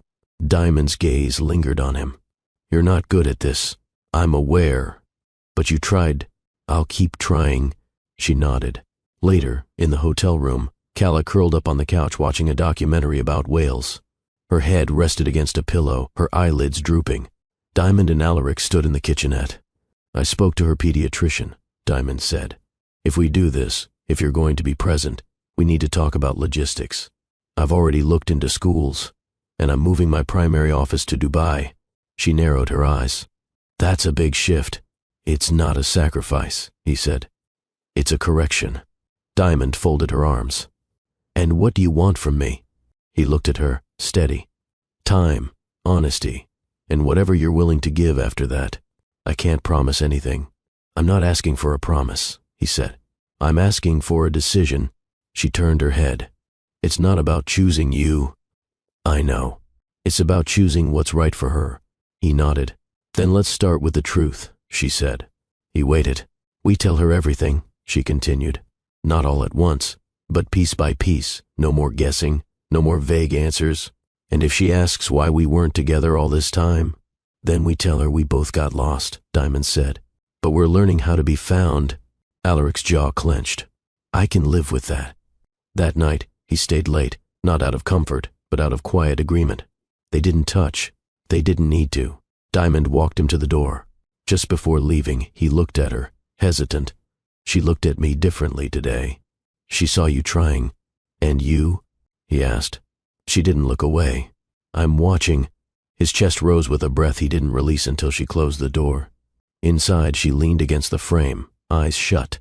Outside, he walked toward the elevator, with the memory of her voice tucked inside his chest like a vow.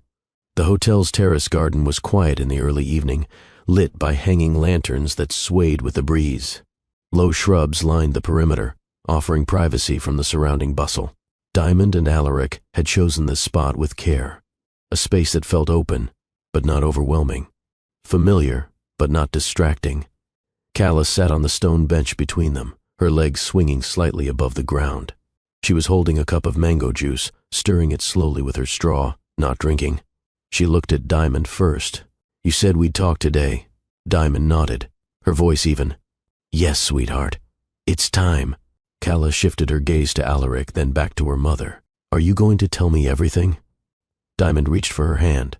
"As much as we can, and we'll keep telling you more when you're ready." Calla glanced at Alaric again. Her expression wasn't angry, just cautious, calculated, quietly strong in the way she always was when something mattered. "Okay," she said.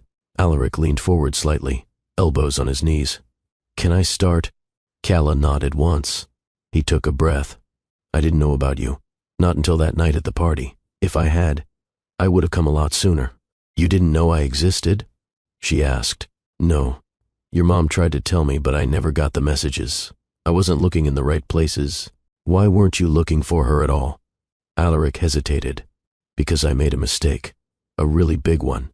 He looked at Diamond, then back at the child between them. "I let other people decide what my life should look like. I ignored what I felt because I thought being successful meant following a plan. I didn't realize how much I'd lost until it was too late." Calla stirred her drink again. "So, you left her?" "Yes. And she raised me alone." "She did." The girl nodded. "She's really good at it."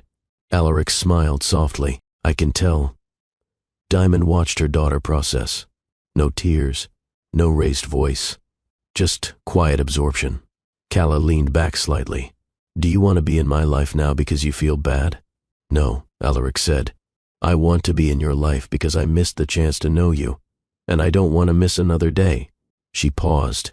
"So, what are you to me now?" Alaric's voice lowered.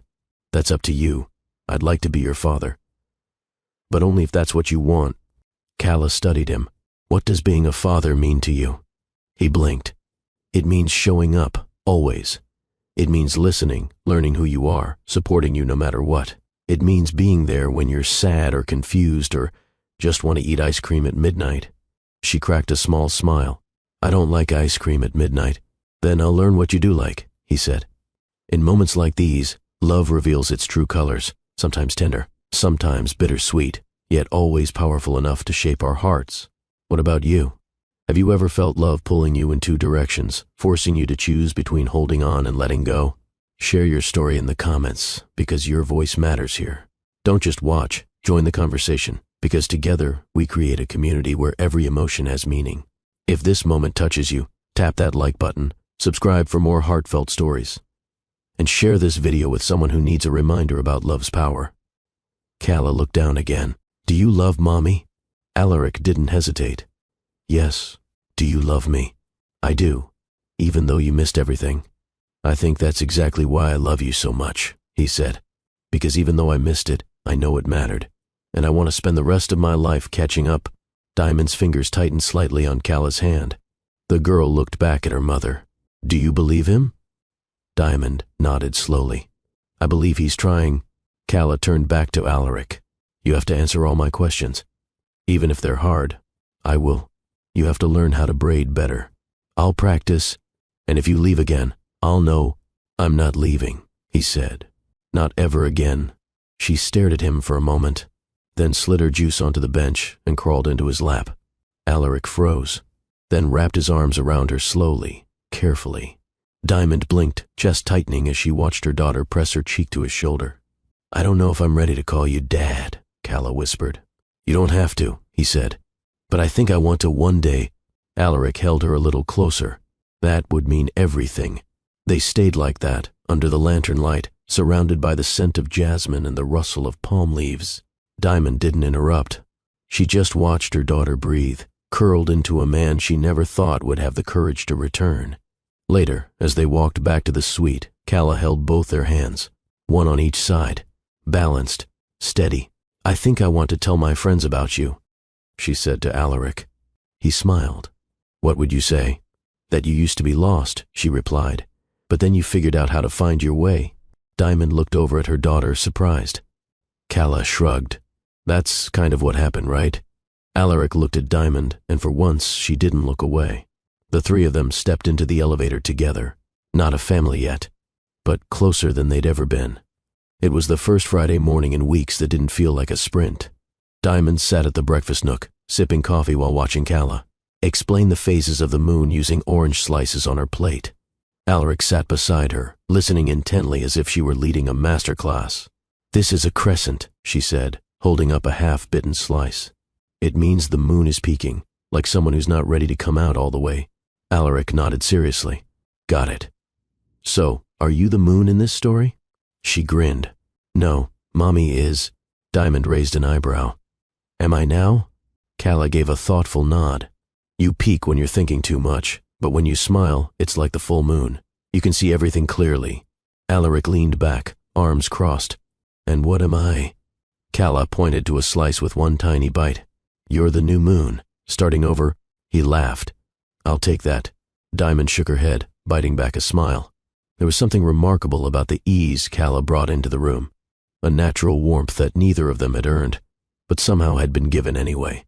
A child's grace was often the most disarming form of forgiveness. Later that day, the three of them visited the courtyard garden behind the hotel. Calla had brought a sketch pad and her new pack of markers. She claimed a quiet bench while Diamond and Alaric found shade under a tree nearby. She's adapting faster than I expected, Alaric said. She's been waiting longer than you know, Diamond replied. He looked over at the little girl bent over her sketch pad. She's brilliant. She's cautious. He nodded. She asks questions I don't always know how to answer. She always has, Diamond said. She studies people, keeps track of tone, details. What you forget to say, she remembers louder. I've noticed. They fell quiet. Diamond tucked her feet beneath her on the bench. Did she ask you anything today? Yes, he said. She asked if I was scared. Diamond turned her head. And what did you say? I said yes. To what? To all of it. to trying and failing, to not being enough, to the chance that she might change her mind.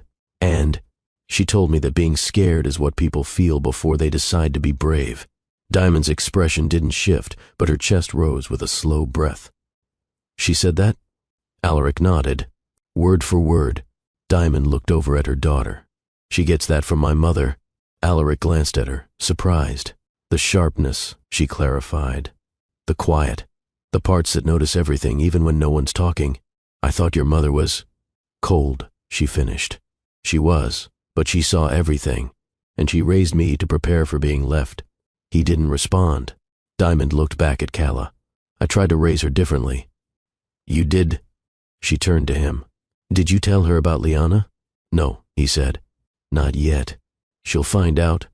I'll be the one to tell her, he said. When she's ready.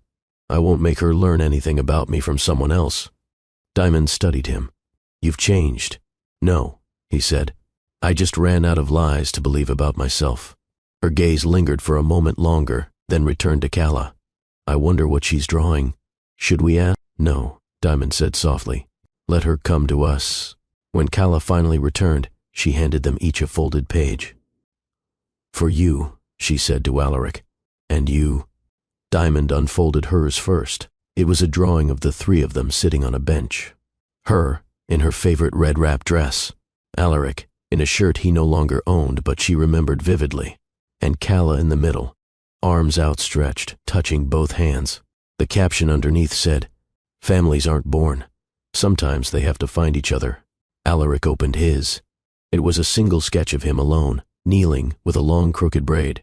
In his hands a small speech bubble that read, Learning, not perfect. His eyes didn't lift from the page for several seconds. When they did, they were glassy.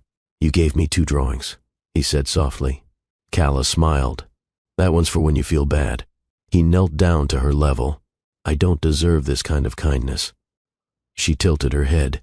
Maybe not yet. But you're trying. He touched her cheek. Thank you. I haven't decided if I'll call you Dad yet. You don't have to, but I might when I forget why I didn't want to. Alaric didn't respond. He just pulled her into a hug, one arm around her back, one hand covering the crown of her head. Diamond watched the two of them quietly. Her daughter, the girl she had once protected from the weight of history, was now the one teaching forgiveness without even naming it. And Alaric, once the sharpest wound, was now being reshaped by every word, every look, every scrap of grace this little girl offered him. That night, Diamond tucked Calla in and sat with her for a while, watching as her daughter blinked up at the ceiling. Mom? Yes? Is he going to live here? Diamond considered the question. Maybe not yet, but nearby. So I can see him a lot? If that's what you want. Calla nodded. Okay. She reached for Diamond's hand. I don't feel like something's missing anymore. Diamond kissed her fingers. That's all I ever wanted for you. Calla whispered, I think I might love him. A little. Diamond's chest clenched. That's okay. I still love you more, she added quickly. Diamond smiled. You don't have to choose. The following evening unfolded slower than most. There was no agenda, no big conversations waiting, just quiet steps towards something more stable. Diamond sat cross-legged on the carpet in the center of the suite's living room. She held a comb in one hand, separating sections of Calla's curls. Her daughter was focused on the tablet in front of her, watching a nature documentary, eyes wide with curiosity. Alaric sat a few feet away, studying every twist of Diamond's fingers. You braid with your fingers, not just your hands, she said without looking up. Is that a riddle? He asked. She smiled faintly. No, just muscle memory. Calla turned slightly. You have to feel where the hair moves. Got it, Alaric said, watching more intently. Fingers, not fists. Diamond finished the braid and tied it with a purple band. Calla reached behind her to feel the shape. Perfect. I had help, Diamond said. Calla looked at Alaric. Want to try one? He froze. You're trusting me with that already? I trust the braid, she said. Not your skills. Diamond handed him the comb. Be gentle. He moved behind Calla, carefully placing his hands on her shoulders before taking a section of hair. She didn't flinch, but her brow furrowed slightly. Not that tight, she said quickly. Okay. Okay. Diamond leaned back, watching as he fumbled with the strands. He was clumsy, cautious, overthinking every motion. Calla sighed. You're holding it like it's going to explode. He relaxed his grip. That better? A little. The braid was uneven, a bit frizzy, and one loop stuck out near the end, but it held. Calla reached back and touched it. It's not horrible. Alaric chuckled. High praise. You get better with practice. He looked at Diamond. How many years until I catch up to this level? Diamond shrugged. Depends on how stubborn you are. I've been accused of that before. Calla slid off the carpet and padded to the mirror. She studied herself. It looks like you tried, she said. And that's more important than if it's pretty. Alaric's chest lifted with something subtle. Not pride. Something gentler. Gratitude. She turned to face him. You can try again tomorrow. I'll be ready. Later, Calla changed into her pajamas and climbed under the sheets without fuss. Diamond sat on the edge of the bed, brushing back her curls. Can he read tonight? Calla asked. Diamond looked over her shoulder. Alaric stood near the door, one of Calla's books in hand. It was worn from use, dog-eared, creased, loved. If you'd like that, Diamond said. Calla nodded and patted the space beside her. He stepped in, quietly, took the seat, opened the book. His voice was slower than Diamond's, but steady. He paused at the right moments, emphasized the silly voices just enough to make Calla giggle. When he reached the last page, he closed the book carefully and set it on the nightstand. Calla rolled onto her side, facing him. Do you have a favorite story? He considered the question. Not yet. But this one's getting close. Maybe we can write one together. I'd like that. Diamond stood and pulled the blanket over her daughter's legs. Can you stay? Calla asked Alaric. His eyes met Diamond's. She nodded. He settled into the armchair by the window. I'll be right here. Calla's eyelids drooped. Even if I wake up, even then. Diamond reached for the lamp and dimmed it until only the hallway light filtered in. They both stood over her for a moment, watching her chest rise and fall, steady and slow. She trusts you fast, Diamond whispered. She shouldn't, but she does. He looked at her. And you? Diamond didn't answer right away. Then, I don't have the luxury of fast anymore. He accepted that. Then I'll be slow. Back in the living room, Diamond poured a glass of water and leaned against the kitchen counter. Alaric joined her, sleeves rolled to the elbows, posture relaxed in a way she hadn't seen in years. She reminds me of you, he said. She reminds me of everything I didn't know I had the strength to be. He turned toward her. Did I ever say thank you? For what? For raising her the way you did. You don't need to thank me for doing what a mother should. No, he said gently. But I will anyway. She drank slowly, keeping her eyes on the skyline through the window. She asked me what love is the other day, Diamond said. I didn't know how to answer. What did you say? I told her it's the thing you choose, even when it's hard. Especially when it's hard. Alaric nodded. That sounds right. She looked at him. You still think you're capable of that? I don't think, he said. I'm showing up. He reached into his pocket and pulled out a folded note. I wrote this for her, he said. You don't have to give it to her now. Or ever. But I wanted to leave something behind in case I mess this up again. She took it. Didn't open it. Just held it between her fingers. Maybe you won't mess it up. Maybe. They stood in silence. Somewhere down the hall, a child's breath murmured in sleep. Alaric reached for the door. Diamond didn't stop him. But before he left, he said, I'll see you in the morning. Not a question. Not a request.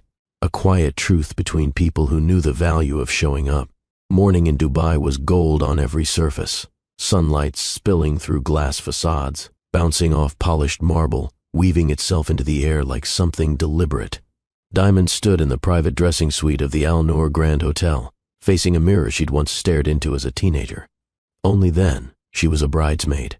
Now she was neither guest nor participant, only present, pulled back into the orbit of a celebration that wasn't hers. Behind her, the bustle of preparation buzzed. Liana's makeup artist adjusted palettes.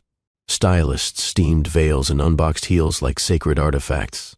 The room was thick with hairspray, perfume, and the scent of inherited entitlement. Diamond wasn't supposed to be here. Not in this room. Not in this dress. Not in this moment. But Liana had insisted. "You're the only one who knows how to tie the back of my gown right," she'd said with a careless wave. "Mum can't do it without shaking." Diamond had wanted to say no. She had even planned to walk Calla through the gardens that morning, give her daughter a soft memory of fountains and peacocks and pastries. But duty was hard to unlearn when it had been part of your identity for most of your life. She tied the silk sash silently, fingers steady, heart far from the fabric. Liana caught her reflection in the mirror. "You look tired." Diamond didn't flinch. "Didn't sleep well. Your child keeping you up?" "No," Diamond said. "My memories." Liana laughed, as if it were charming. "You were always so poetic." Diamond finished the knot. Liana turned to inspect it. "Perfect." Then, a pause. "You didn't bring Calla to the rehearsal?" "No." "You still think she'll get confused?" "She already is." Liana sighed, as if the topic were exhausting. "Diamond, she's a child. She's a child with ears. You make everything heavier than it needs to be." Diamond didn't respond. Liana walked to the window. "I'm marrying the man I love. I wish you could just be happy for me." Diamond spoke softly. "Are you?" "Am I what?" "Marrying the man you love." Liana turned. "Why would you ask that?" "Because your reflection isn't smiling." Liana's jaw tightened. "You've always wanted to be right." Diamond didn't bite. "Not about this." There was a knock at the door. One of the event assistants peeked in. "They're asking for final lineup. Groom's ready." Liana turned toward the mirror again, smoothing invisible wrinkles in her dress. "Let's go." The ballroom shimmered. Gold columns, crystal chandeliers, white roses arranged like snowfall around every table. The guests, most in shades of ivory and champagne, held up phones and flutes of elderflower spritzers. Diamond stood near the back with Calla, who clutched her hand tightly. "Why are there so many lights?" she whispered. "Because people confuse brightness for beauty," Diamond answered. Calla tilted her head. "Is that like when people smile even when they're sad?" "Exactly like that." Music began. A string quartet, delicate and dramatic. Bridesmaids processed. Then Liana. Calla leaned into her mother's leg. "She looks like a doll." Diamond didn't respond. But when Liana reached the altar and Alaric turned to see her, something in his face shifted. Diamond saw it. Not hesitation, not confusion. Something sadder, something heavier. Recognition. He took her hand because that was what the moment demanded, not because he wanted to. The officiant began. Words floated around the room like confetti. Commitment, forever, vows, destiny. Diamond watched the guests. Some were misty-eyed. Others were already recording. All were convinced they were witnessing love. But Diamond watched Alaric's thumb. It tapped against his side, an old habit he had when he was anxious. She watched Liana smile. It strained the corners of her mouth but never touched her eyes. Calla tugged on her sleeve. "I want to go home." "We will," Diamond said. "No. Now." Diamond bent lower. "Why?" "She doesn't love him," Calla whispered. "And he doesn't love her." Diamond froze. "How do you know?" Calla shrugged. "I just do." Alaric's voice interrupted. "I'm sorry." The entire ballroom fell silent. The officiant blinked. Pardon?" Alaric turned to Liana. "I can't do this." A gasp echoed like thunder. "Alaric," Liana hissed, voice trembling. "What are you doing?" "I can't marry you. You're humiliating me. I'm telling the truth." He looked out into the crowd. His eyes met Diamond's, then dropped to Calla. Liana's expression shattered. "You're leaving me at the altar?" "I never should have stood here." Gasps turned to murmurs. He handed the microphone back to the officiant, then turned and walked down the aisle, not with pride, but with certainty. He stopped when he reached Diamond and Calla. "I'm sorry." Calla looked up at him. "Are you scared again?" He knelt. "Yes." She nodded. "Then be brave again." Diamond looked around. People were recording now. Whispers and flashes everywhere. "Let's go," Alaric said. "All three of us." Diamond hesitated. Not because she didn't want to, because it would mean choosing something in front of everyone who once expected her to shrink. But Calla took both their hands. "I'm tired of pretend stories." And just like that, Diamond followed her daughter and the man she once loved, out of the wedding she never asked to attend. Security didn't follow them out. They were too stunned. The guests were still glued to their chairs, half of them whispering, the other half too shocked to move. And the bride, left on the stage, barely breathing through the weight of her disbelief. Diamond, Calla, and Alaric stepped into the hotel's grand corridor, the ballroom, doors swinging shut behind them, like the end of a scene in a stage play. "I'm sorry," Alaric said, for the 5th time. Diamond stopped walking, turned to face him. "Not here." She glanced around. People were emerging from other events, hotel staff whispering into earpieces. A few curious faces were already lifting their phones. "I have a car," Alaric said. "It's waiting out front." They reached the black Maybach just as a valet stepped forward. Diamond opened the door, nudged Calla inside, then followed without another word. Alaric hesitated before rounding to the other side. Once inside, the engine purred to life, and the vehicle moved quietly through the private hotel exit. The silence between them was dense, not uncomfortable, just full of things that had no easy place to land. Diamond leaned back against the seat, Calla curled beside her, head resting on her lap. Alaric finally spoke. "I know I should have told you. Before it came to this," Diamond stroked her daughter's hair. "Told me what? That I wasn't going to marry her, but you were. Until you weren't," he exhaled. "I thought I could live with the choice. That if I just followed through, maybe it would silence the chaos in my head. But every time I closed my eyes, I saw you two. Not just as a memory, as a future I kept pretending wasn't mine." Diamond didn't reply. The car curved onto a quieter road, palm trees lining the median. There, shadows sweeping across the tinted windows like slow-moving fingers. "I never loved her," he said quietly. "That doesn't mean she didn't believe you did." He winced. "I know. And Calla, she watched you walk away once. Now she's seen you walk away from someone else. That kind of pattern sticks." Alaric turned to her. "Do you think I'm cruel?" "No," she said. "I think you're scared of being honest until it's too late." Calla stirred lightly. "Mama," she mumbled, still half asleep. "I'm here, baby." "Is he mad at us?" "No," Alaric said, voice cracking. "I could never be mad at you." Diamond's tone was calm, but firm. "She doesn't understand why people make loud choices when quiet ones hurt less." Alaric looked away. "I never meant to make her doubt anything." "But you did." They rode in silence again for several blocks. Then Diamond pulled a soft throw blanket from the side compartment and draped it over Calla's legs. "She asked me once if weddings are supposed to be happy." Alaric glanced at her. "What did you say?" "I told her they should be." "And now?" Diamond sighed. "Now, I think they should be honest." The car pulled into the private entrance of the Palms family suite wing, a section reserved for long-term stays. It was quiet here. No press. No floral arches, just clean paths and lush privacy. Alaric stepped out first and opened the door for Diamond and Calla. "I can carry her," he offered. "No need," Diamond said gently. "She needs me right now." Inside the suite, Diamond laid Calla on the master bed, removing her shoes and smoothing her curls. Alaric stood in the doorway, unsure if he was welcome past it. Diamond looked at him. "Come in, but be quiet." He stepped forward. "Do you need help with anything?" "I need the truth," she said. "All of it. No performance, no rehearsed lines." Alaric took the chair across from the bed. "Ask anything." Diamond lowered her voice. "Why did you say yes to marrying Liana in the first place?" He rubbed the back of his neck. "Because I thought I owed it to her family. After everything, I thought it would restore something." "What?" "My place, my reputation, even my peace, if I'm being honest. But you knew it wasn't love. I convinced myself love could come later." Diamond's eyes didn't soften. "And when did you realize that wasn't true?" "The day I heard Calla laugh in your apartment." Diamond looked down. "She laughed with her whole body," Alaric said. "And in that moment, I knew I'd been living outside my own life, watching it happen, pretending it was enough. She's a child, Alaric, not your redemption story. She's my daughter. That doesn't absolve what you almost did." "No, it doesn't." He sat forward. "But I'm trying, not for applause, not even for forgiveness, just to stop running."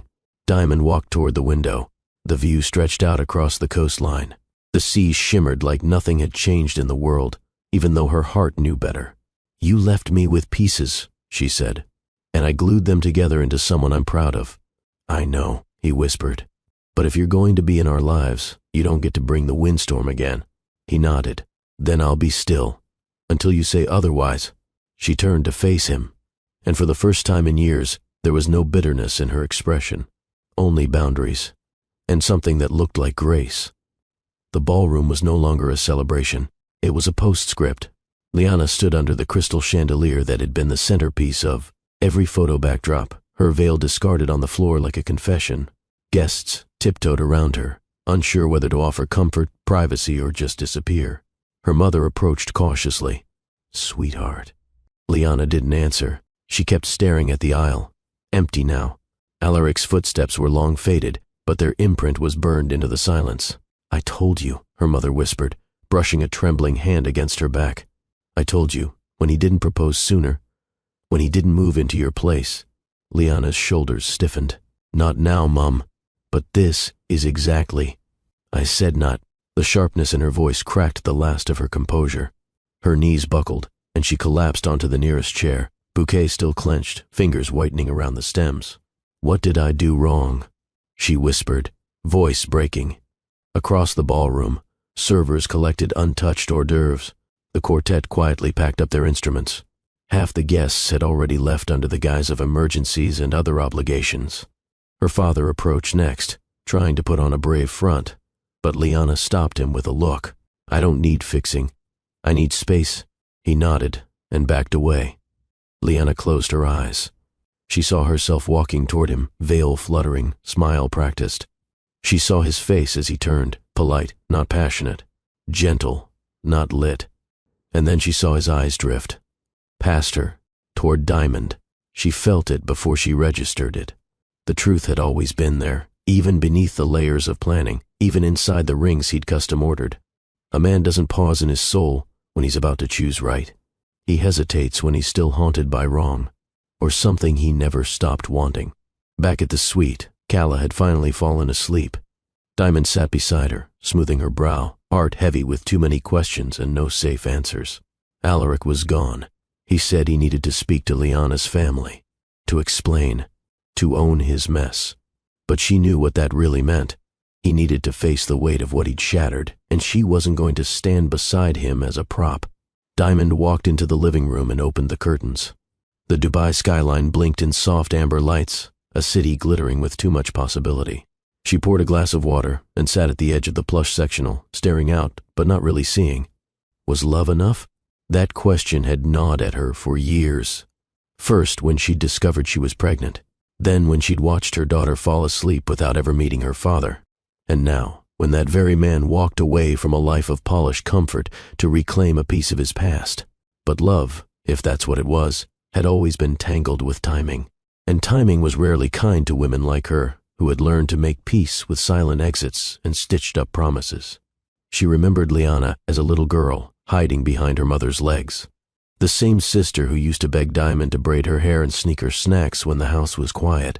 How did they get here? Was the past that fragile? A knock came at the door. Diamond didn't move at first, but then she heard the second knock, softer. She opened it. It wasn't Alaric. It was Liana. Her makeup was smudged, eyes bloodshot, veil gone. She looked less like a bride and more like someone who had just walked out of a storm that only she could see. Diamond opened the door wider. Neither said anything for a long beat. Finally, Liana spoke. "Is she asleep?" Diamond nodded. Just now. Liana stepped inside and walked toward the couch, as if retracing memories from another version of herself. "I don't want to scream," she said, "or throw things, or ask you why." Diamond didn't sit. Then, "What do you want?"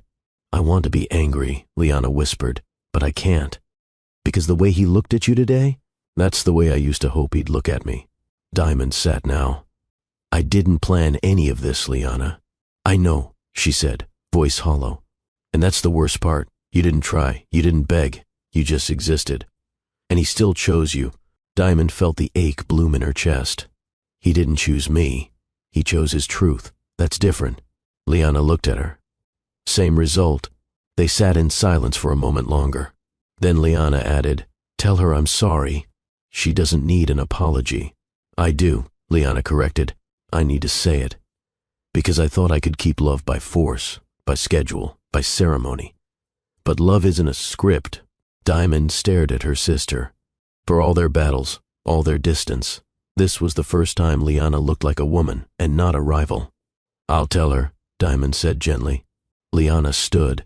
"I won't come around for a while." "I understand, but I meant what I said in the car." Diamond blinked. "What do you mean?" "When I said Calla looks just like him." Diamond's breath hitched. "She really does," Liana said, with the faintest smile. "And it explains everything." She walked to the door, but before opening it, she turned. "Don't let him disappear again." Diamond didn't answer. Liana gave a nod of surrender, then left. Diamond stood in the hallway alone, hand on the doorframe. She wasn't sure if she'd won anything today, but she knew she hadn't lost herself. The headlines came first. Alaric Westbrook resigns from Zephyr Global. Dubai powerhouse CEO steps down unexpectedly. Billionaire walks away from Fortune. What's next? But Diamond ignored them. She didn't need the world's opinion. She had her own to wrestle with. It was a Tuesday when Alaric knocked on her door. Not with flowers, not with some contrived gesture. Just a man, holding a resignation envelope in one hand and a folded piece of construction paper in the other. Calla answered. Her eyes lit up. "Daddy." She threw herself into his arms, laughing, before noticing the paper in his hand. "What's that?" she asked. "A map," he said. "To where?" "To a better way." Diamond appeared behind them, dressed in a white tee and denim skirt, barefoot on the polished floor. She didn't smile, but she didn't shut the door either. Alaric stood, holding the paper out to her. She unfolded it. It was a hand-drawn layout of their neighborhood. A tiny red dot marked a new building site 2 streets from Calla's school. The words beneath the dot read, "Where I'll be, if you need me." She looked up. "You're building a home?" "I'm building a life, the job. It came second for too long. Now it's staying there." Diamond folded the paper again, quietly. "You gave up your board seat?" He nodded. "Stepped down completely. No press release, no strategic pivot, no new role lined up. Just done." "Why?" "Because showing up for her in pieces isn't fatherhood, and chasing you with half a heart isn't love." Diamond leaned against the doorframe. He stepped inside without waiting for permission, but slowly, like someone crossing sacred ground. "I already leased the apartment on Jumeirah Crescent," he added. "It's temporary, just until construction finishes." Diamond raised a brow. "You really moved?" "This morning. And your team?" "I told them they deserve a leader who's all in. I wasn't. So I let go." She tilted her head. "You're not a man who lets go of power easily." "No," he said. "But I'm learning how to hold peace instead." Calla tugged on his sleeve. "Can you pick me from school tomorrow?" He crouched beside her.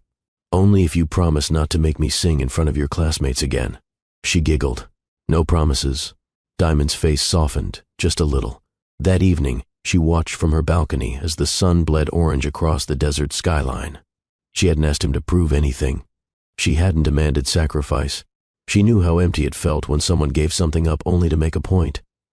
But this felt sincere. There were no grand speeches, no rehearsed lines, just acts, quiet, grounded acts that didn't need applause. She turned when she heard the front door open again. Alaric had returned, this time with 2 cups of mint tea and a small plate of honeyed dates. He placed them on the side table. "I remember you said this was your comfort ritual," he said. "I did. I figured it was time to learn your rituals, not just your rhythms." They sat in silence as the breeze stirred around them. She took a sip. "Bit strong," she noted. "I panicked at the herb shelf." A small laugh slipped past her lips. And just like that, something shifted. Not rushed, not certain, but open. The next day, he stood outside Calla's school, leaning against the garden wall in a casual blue shirt and tan trousers. Parents gave curious looks, whispers trailing in his wake. He didn't flinch. When Calla spotted him, she ran so fast her backpack swung wildly. He caught her mid-air, spinning once before settling her on his hip. "I told everyone you're the best at push-ups. Did you also tell them I can't sing?" She giggled. Diamond walked up slowly. "You're early." "I didn't want to miss anything." She looked at him, hair tousled from the sun, sleeves rolled up. He looked nothing like the man from the billboards. and everything like the one her daughter trusted without flinching. Later that week, Diamond received a call from Cala's teacher. "I just wanted to say," she began carefully, "it's rare to see such a gentle co-parenting approach." Diamond was quiet. "He doesn't try to overshadow you. He listens. He shows up." Diamond swallowed. "Thank you." She hung up, stared at her phone. Then, without thinking, she texted, "Dinner tomorrow? Just us three, nothing fancy." Seconds later, the reply came, "Anywhere you are is fancy enough." Mornings began with small things now. A gentle knock, a fresh cup of Ethiopian roast on the windowsill, a sticky note beside it, "Thought you'd need fuel." Sometimes it was green tea instead. Other times, chamomile. He never stayed long. Just long enough to see her eyes squint at the first sip, the faintest curl at the corner of her lips when the taste hit right. He never asked to come in. He never leaned too close. There were no kisses.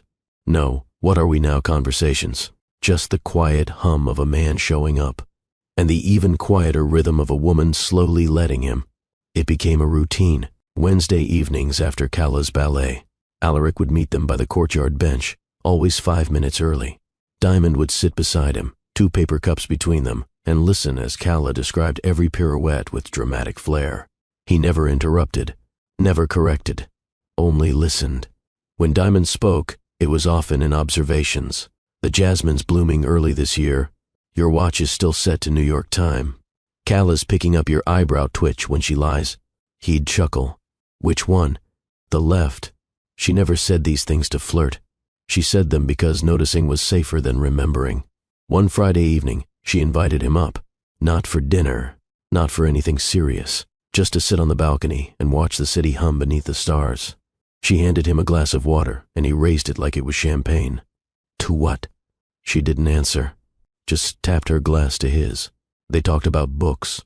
She preferred poetry. He liked memoirs. She told him about her college years in Abu Dhabi, how she'd studied marketing, but secretly written short stories in a beat-up notebook no one ever saw. He told her about his first company, a software firm he started at 22 that failed before its first investor meeting. They didn't talk about their past together. Not that night. Not yet. When Cala got sick for 3 days, he was there each afternoon, sitting quietly in the living room while Diamond took phone calls or prepped soup. He helped wash the dishes, even when she told him not to. He stayed on the couch, never asking for a room. She offered him a pillow and blanket. He folded them neatly each morning and placed them back on the armrest before leaving, always before Cala woke up. Diamond never said thank you.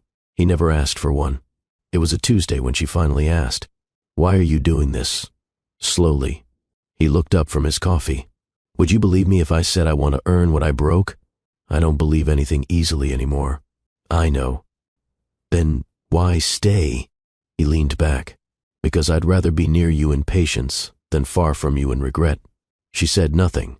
But that evening, when he left the apartment, she watched from the window until his car turned the corner. 2 weeks later, they walked through a date market together. Cala ran ahead, chasing a small vendor cart with rose petal ice cream. Diamond reached for her, but Alaric was quicker, gently steering their daughter away from the street with a soft laugh and a protective hand. Diamond watched him, not like a man returning to claim something, but like one who'd never wanted to lose it in the first place. They didn't hold hands. They didn't kiss beneath the palm trees. They just walked side by side, each step sinking a little more naturally. That night, Diamond lay awake. The apartment was quiet. Cala's soft snores echoed from the next room. The air smelled of roasted almonds and pomegranate. She stared at the ceiling. Something inside her ached, but not the old kind. Not the ache of abandonment, or shame, or bitter longing. This ache was different. It was the ache of wanting to believe again, to trust slowly, to love, carefully, deliberately, without the rush, without the noise. She reached for her journal, and wrote one line. Slow is not small. It's sacred. The desert stretched quiet and wide. Diamond stepped out of the tent barefoot, her red silk wrap fluttering lightly as the cool breeze brushed against her arms. The dunes shimmered under moonlight, casting shadows like soft brushstrokes across the sand. Cala was asleep, tucked safely inside, her tiny frame rising and falling in the makeshift bed, layered with plush cushions. The glow from the lantern nearby danced across her face, innocent and still. Alaric sat just outside the circle of light, legs stretched, palms pressed into the sand behind him.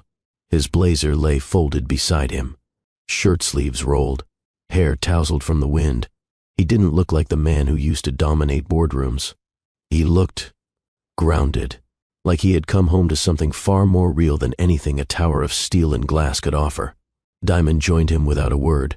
They sat in silence, watching the stars drip across the sky like silver ink. No phones, no noise, just the soft whistle of wind and the steady beat of stillness.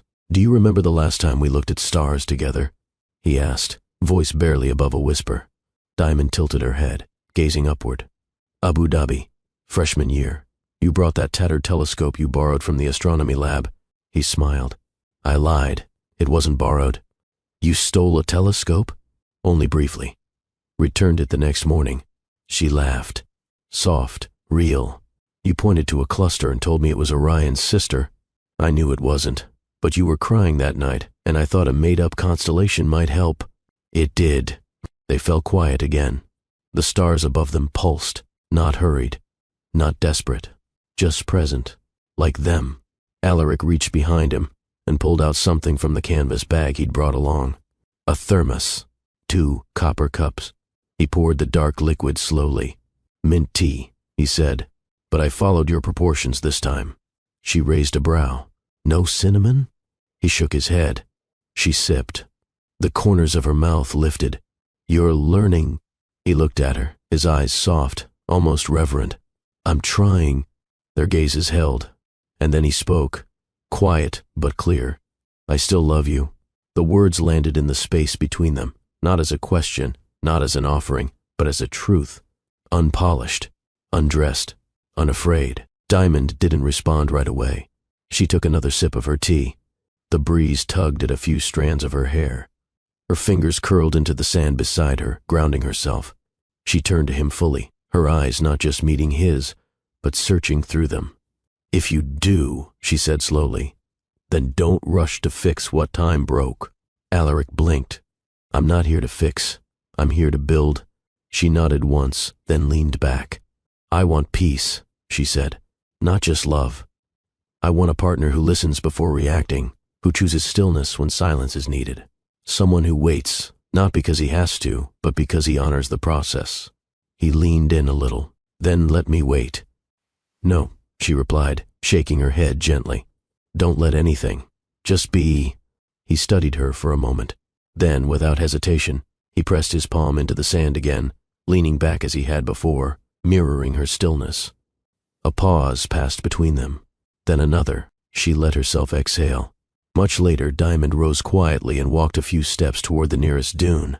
She stood at its crest, arms crossed, letting the air wrap around her like a prayer. Alaric joined her, but not beside her, just a few paces behind. He respected the distance, respected the unspoken. She turned halfway, half a silhouette against the moon. "If you want to walk beside me," she said softly, "then stay behind until I invite you closer." His reply was simple. "I'll be here, however long it takes." The sky above them remained unchanged, but inside her, something shifted. A wound didn't close, but it softened, and the ache of waiting didn't feel so heavy anymore. When they returned to the tent, Diamond knelt beside Calla and brushed her curls from her face. The child stirred but didn't wake. Alaric watched from the doorway, not intruding, just witnessing. Diamond looked over her shoulder and whispered, "Don't love me loudly." He furrowed his brow. "Love me patiently," she added, "and when I believe again, I'll let you know." Outside, the stars continued their slow dance across the velvet sky, constant, timeless, waiting. The school gates buzzed with end-of-day chatter. Diamond stood under the jacaranda tree, arms folded loosely across her chest. Her eyes scanned the playground, not just for Calla, but for the man who had never once missed pickup since he promised he wouldn't. There he was, Alaric, crouched by the hopscotch grid, tying Calla's sneaker with exaggerated care. He wasn't dressed in one of his tailored suits, just a simple navy polo, beige slacks, and that watch he now wore on Dubai time. He didn't look like the mogul that once made headlines. He looked like a father, unmistakably, undeniably. Calla flung herself toward Diamond, arms outstretched. breathless with stories. About lunch, about new stickers, about a classmate who brought a pet turtle. Alaric didn't interrupt. He simply followed at a steady pace, nodding where needed, listening as if every word mattered. Parent-teacher day came next. Diamond hadn't expected him to remember. She certainly hadn't expected him to arrive 10 minutes early, holding a reusable bag with 2 bottled smoothies, one for her, mango ginger, and one for himself, plain banana. Teacher said Cala's excelling in vocabulary, he said, as they waited in the hallway. Apparently, she wrote an essay comparing the moon to a lonely jelly bean. Diamond tried not to laugh. That's weirdly poetic. She gets that from you. The silence that followed wasn't tense anymore, just reflective. Inside the classroom, the teacher gestured toward a bulletin board covered in colorful paper suns. Each had a wish written in bold crayon. Cala's son read, "I wish my mommy and daddy would laugh together again." Diamond's breath caught. Alaric's hand tightened around his smoothie. The teacher smiled awkwardly and continued speaking, unaware of what those 12 words had cracked open. Dance recital night. The auditorium lights dimmed as nervous parents filled the rows. Alaric arrived with a bouquet, nothing extravagant. 3 tulips wrapped in pink tissue paper. He sat beside Diamond in the 5th row. Not too close, not distant.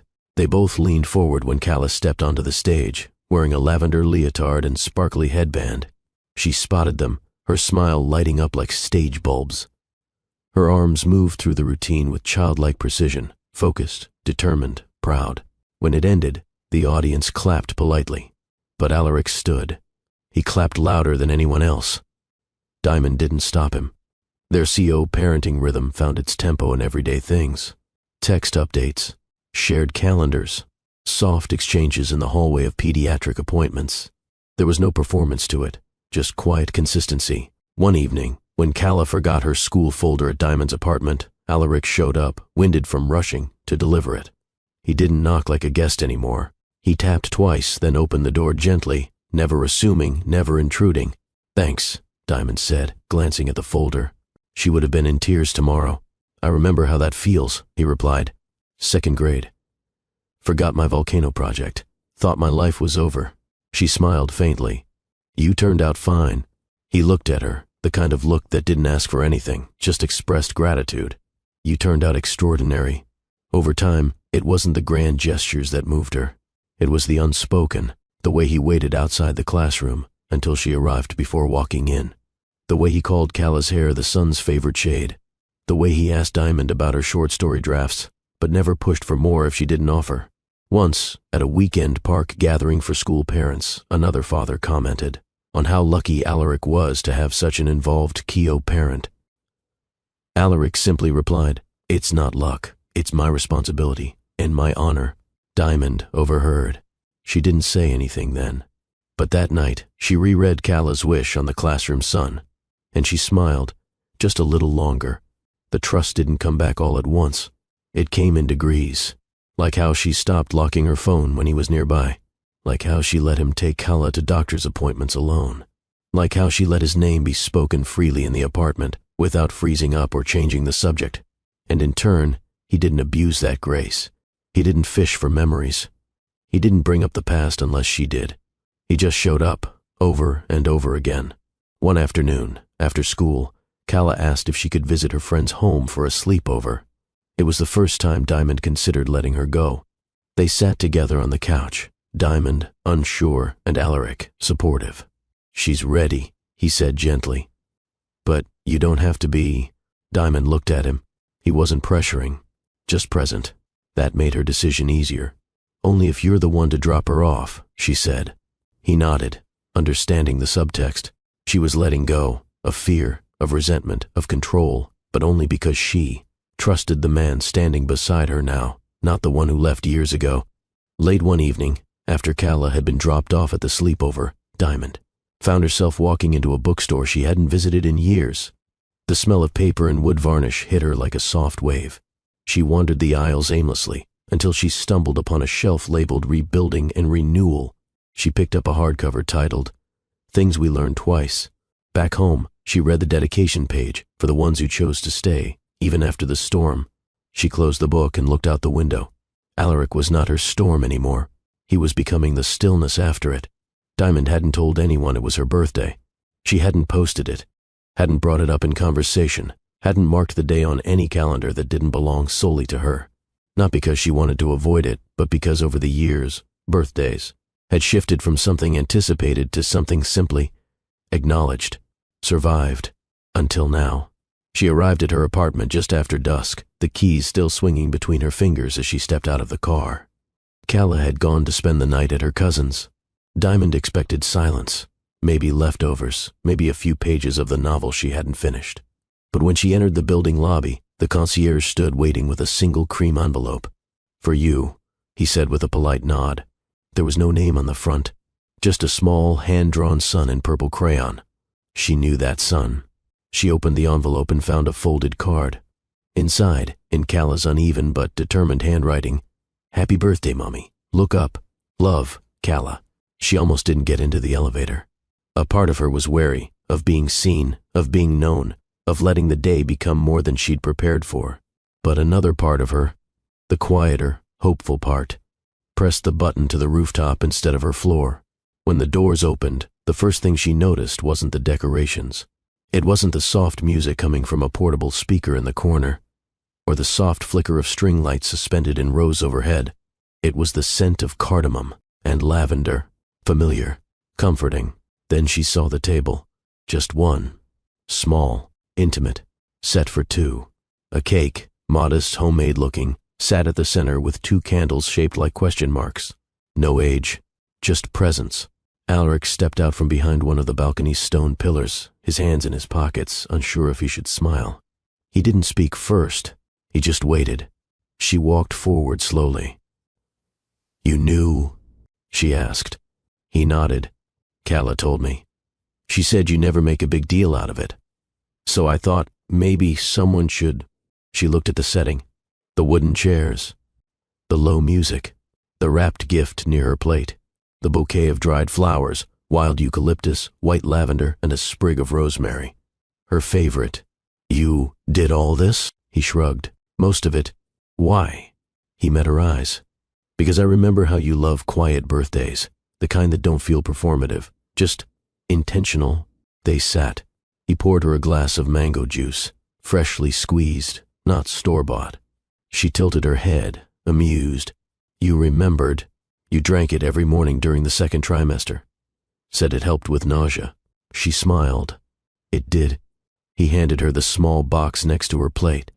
She hesitated. "You didn't have to. I wanted to." Inside was a bracelet, not flashy, not gold, just a simple silver chain with one charm, a crescent moon, etched with the word "believe" on the inside. "Calla picked it," he added. "She said you always tell her the moon listens when no one else does." Diamond blinked. "I told her that once." She never forgot. She slipped the bracelet on, feeling its cool metal against her skin. It didn't feel like a gift. It felt like memory, offered back to her, intact. Dinner was takeout, her favorite Thai place. But it was served with cloth napkins, real plates, and a playlist she had heard since her early 20s, a blend of acoustic soul and soft jazz. They didn't talk about the past. They didn't talk about the future. They just talked. About Calla's obsession with butterflies. About the strange flavor of lavender mochi. About how, once, Diamond had tried to write a poem about wind and ended up comparing it to socks. Alaric laughed, not at her, but with her, genuinely, freely. She hadn't realized how much she'd missed the sound of his unguarded laugh. When the cake came out, he didn't sing. He just lit the two candles and stepped back. The rooftop was quiet, except for the distant hum of traffic far below. "Make a wish," he said. Diamond looked at the flames. She closed her eyes. She didn't wish for money, or fame, or even clarity. She wished for one thing only, that the peace she felt right now wouldn't be temporary, that it could root itself in something real. She opened her eyes and blew. The candles flickered, then died. Alaric began slicing. "I had help with this," he admitted. "Calla said you like vanilla with raspberry, but no icing." "She's right. I wanted to add icing." Then she saved the cake. He handed her a slice, then one for himself. It wasn't perfect, slightly lopsided, uneven layers, but it was made, and it tasted like memory wrapped in newness. Afterward, they stood by the edge of the rooftop, watching the stars peeking through the Dubai haze. Alaric leaned on the railing. I used to think birthdays were just checkpoints, markers. You pass one, and the next comes whether you like it or not. She glanced at him. And now? Now I think they're more like invitations. To what? He turned to her. To pause, to look around, to decide who you want standing next to you when the candles go out. She didn't reply immediately. The wind moved her hair gently across her cheek. He reached out, not to brush it back, but to offer her his jacket.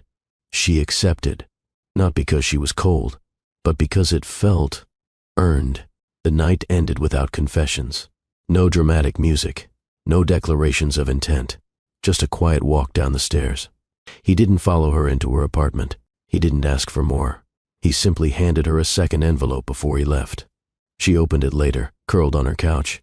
Inside was another handmade card, from Kala again, this time in blue ink, a sketch of 3 stick figures holding hands beneath a glitter-glued sky. Above them, the words, "Our family, no matter what." Diamond pressed the card to her chest and closed her eyes. The doorbell rang just as Diamond was fixing Kala's braid. Kala squirmed in front of the mirror, too excited to stay still. "Is it Daddy?" "No, baby," Diamond murmured, brushing the last loop into place. "He's not due for another hour." She wasn't expecting anyone. Not that day. Not that week. When she opened the door, a familiar perfume reached her first, sharp jasmine with sandalwood undertones. It used to comfort her. Now it struck like a sudden chill. Her mother stood there, suitcase in hand, eyes already scanning the apartment behind her. "Hello, Diamond." Her mother had not visited since before Kala was born. Distance had turned into silence, and silence into a careful kind of estrangement. They kept up through brief calls and holiday texts, but her mother had never embraced Diamond's decisions, especially not the one to raise a child alone. She stepped inside, uninvited, but assured. Kala peeked from the hallway. "Grandma." The woman's face softened momentarily. "You've grown." But then her gaze returned to Diamond, critical and cautious. "Where is he?" she asked, voice clipped. Diamond already knew who he meant. They sat in the living room, tea untouched on the table. "He's been around," Diamond said, voice even, helping with school pickups, doing bedtime stories, being present. "And you're letting him back in?" Her mother asked, brow raised. "Just like that?" "It's not just like that." Her mother leaned back. "Men like him don't change. They revisit, they romanticize, they insert themselves when it's convenient, and you—" "I'm not naive," Diamond cut in, gently but firmly. "I've been burned. I've walked through that fire. But this isn't about romance. It's about Kala. That little girl deserves stability," her mother snapped. "She's getting it," Diamond replied, "because he's finally offering something consistent, and I've set the terms." Her mother stood and began pacing. "You think you can build a family on memories and apologies?" "No," Diamond said. "I think you build it on effort, on showing up day after day, on fixing, even if it takes years." Her mother turned to her, arms crossed. "You're choosing him. I'm choosing us." That night, the air hung heavy, even after the apartment went quiet. Kala had gone to bed humming the tune Alaric taught her, something soft and old and full of longing. Her mother had taken the guest room but left her door partially open, as if daring Diamond to enter and reconsider everything. Diamond didn't. Instead, she sat on the balcony, wrapped in a blanket, phone in her hand but no one to call. She wasn't looking for validation, only clarity, and she had that now. The next morning, her mother sat at the kitchen counter while Diamond poured 2 cups of black tea. No sugar, no milk, the way her mother had always preferred. "I see him," her mother said after a long silence, "in the way Kala draws stars beside her name, in how you hum when you're nervous, in how you watch the door before you open it." Diamond didn't respond. "I don't trust him," her mother continued, "but I don't have to." Finally, Diamond met her gaze. "This is our family now," she said. "It's not perfect, but it's ours." Her mother nodded, once, then make sure he earns it. Later that evening, when Alaric arrived to take Kala out for ice cream, her mother stood at the threshold with folded arms. He paused. "Hello, ma'am," he said, polite but steady. She looked at him long and hard. "You left them?" He nodded. "I did. Why come back?" "Because I realized what I'd lost." Her mother's eyes narrowed. "Words are easy. I'm here to prove them wrong. She stepped aside, just enough to let him in. No forgiveness, but maybe space. And sometimes, space is the first mercy. The morning sun filtered through sheer white curtains, casting soft gold across the floor of Diamond's apartment. The scent of vanilla lingered from the lit candle on the vanity. In the bedroom, dresses lay in a delicate heap: satin, tulle, lace, all shades of moonlight, pearl, and champagne. Calla stood on the bed, barefoot, arms crossed as she surveyed the options like a miniature fashion executive. "This one has sparkles," she said, pointing with a dramatic flourish. Diamond turned from the mirror and smiled. "You always go for sparkles." Calla tilted her head. "But this one feels like dancing." She twirled once, imitating a runway spin, her curls bouncing with each step. Diamond laughed softly. "And what makes a good flower girl dress?" Calla jumped off the bed and padded over to the dress rack, fingers grazing the fabrics with care. "It should feel like flying when I walk." Diamond crouched beside her. "Is that so?" Calla turned, eyes wide with anticipation. "Can I be your flower girl?" Diamond paused, heart squeezing gently. "You want to?" Calla nodded, suddenly solemn. "I want to walk before you, so you don't feel nervous." Diamond kissed her forehead. "Then you'll be my bravest little flower girl." Across the room, the wedding invitation sat unopened on the nightstand. There had been no grand announcement, no press release. This ceremony wasn't built for spectacle. It was stitched together from small decisions, quiet moments, shared trust. The venue was a rooftop in Alquoz, modest, tucked between galleries and cafes. There would be no violins, no flash photography, just those who mattered. Diamond adjusted Calla's tiny sandals, her fingers lingering at the straps. "You know," she whispered, "you weren't in my life when I imagined my wedding." Calla looked up, curious. Was it going to be boring? Diamond chuckled. "No, just different." Calla grinned. "Good, because boring weddings don't have ice cream trucks." Diamond blinked. "Wait, what?" Calla zipped her lips and pretended to lock them. "I wasn't supposed to say anything." Later, as Diamond slipped into her robe, her phone buzzed. A photo. Alaric, blurry, holding a box of pastries in one hand and a velvet pouch in the other. Last errand. No peeking. She stared at the image a moment too long. No nerves, just the echo of something settled. An hour later, her cousin Zoya arrived with fresh roses, pinned Diamond's hair into a loose updo, and painted a shimmer across her cheekbones. "You're calm," Zoya observed, threading baby's breath into the curls. Diamond met her gaze in the mirror. "I've been many things with him, but this is the first time I felt still." Zoya didn't press further. She didn't have to. They both knew the road hadn't been linear. Love rarely was. Calla returned wearing her final pick, a soft ivory dress with petal-shaped layers that swayed when she walked. A satin sash tied at her waist, a wreath of jasmine in her hair. Diamond crouched to her height again, voice tender. "You look like sunlight." Calla placed both hands on her mother's cheeks. "You look like the moon." Diamond swallowed the lump in her throat. "I think I'm ready now," Calla whispered. Diamond straightened, brushing invisible lint from her daughter's shoulder. "Then let's go get married." The elevator ride down was quiet. Calla held a tiny basket with petals she had arranged by color, orange, yellow, and deep red, like the desert horizon. Diamond watched her daughter press her nose to the mirrored wall, fogging it with a giggle. She wanted to freeze this moment, not because it was perfect, but because it was earned. Outside, a black SUV waited. No ribbons, no white bows. Just clean lines, soft music, and a driver who smiled at them like they were royalty in disguise. Calla insisted on sitting in the middle seat so she could reach for both her mother's hand and her basket of petals. As the skyline rolled past, Diamond looked out at the desert in the distance. It wasn't just scenery anymore. It was the backdrop of her becoming, of breaking, of rebuilding, of love rewritten. The Dubai night opened like a velvet curtain. No skyline, no city noise, just stars, steady and unapologetic, blinking above the dunes.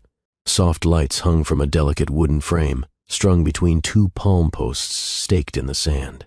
Aisleless, crowdless, no pews, no altar, only stillness and breath. The desert, in its sacred hush, bore witness. Calla walked first. She dropped petals one by one, her tiny hands careful and confident, a trail of color behind her. At the end of her path, Alaric waited. No tuxedo, no boutonniere, just a pressed linen shirt, sleeves rolled to his elbows and eyes fixed ahead like his soul had found anchor. He exhaled as he saw Calla finish her path, then kneeled to arrange the last few petals into a tiny heart. Diamond stepped into view. Her gown wasn't designer, but the silk kissed her skin like memory, flowing with her steps like whispered promises. The hem picked up the desert dust. She didn't mind. She met Alaric's gaze across the sand. Each step toward him rewrote a chapter of her pain. A page for the girl who once believed in fairy tales. A page for the woman who had to unlearn them. A page for the mother who found her strength in silence. And now, a page for the bride who chose peace. They met in the center. No music played. Only wind weaving between grains of sand and flickering candle flames. Alaric reached for her hands. His voice was low but steady. There's no crowd to impress, no vows rehearsed, just this moment, just truth. Diamond nodded once, eyes holding his. He began. I could list everything I regret, but tonight isn't for that. It's not for apologies, it's for what we build next. He paused, gathering breath. I vow to show up, not just when it's convenient, but when it's hardest. I vow to listen even when silence is easier. I vow to protect, not just you, but the peace you fought to find. Diamond blinked quickly. I vow, Alaric added, to be a father Calla will never have to doubt again. Her lips parted, then pressed together. Her hands trembled slightly in his. Then she spoke. I didn't plan to love you again. Alaric flinched, just a breath. Diamond continued. But love has nothing to do with plans. A small smile lifted the edge of her mouth. I vow to choose you, not for what we were, but for what we survived. I vow to honor the quiet ways you've changed, to forgive without forgetting, to trust the version of us we've grown into. Her voice steadied. And I vow to let our daughter see what redemption looks like when it's real. They didn't exchange rings. They exchanged a look, one of profound understanding. Calla clapped from a few steps away, unaware she'd started to cry. Diamond turned to her and reached out a hand. Calla ran forward and pressed herself between them. They bent as one, wrapping their arms around her. 3 heartbeats, aligned beneath the constellations. There was no kiss in front of an officiant, no declarations in front of friends, just the soft brushing of foreheads, his thumb against her cheek, her hand resting on his chest.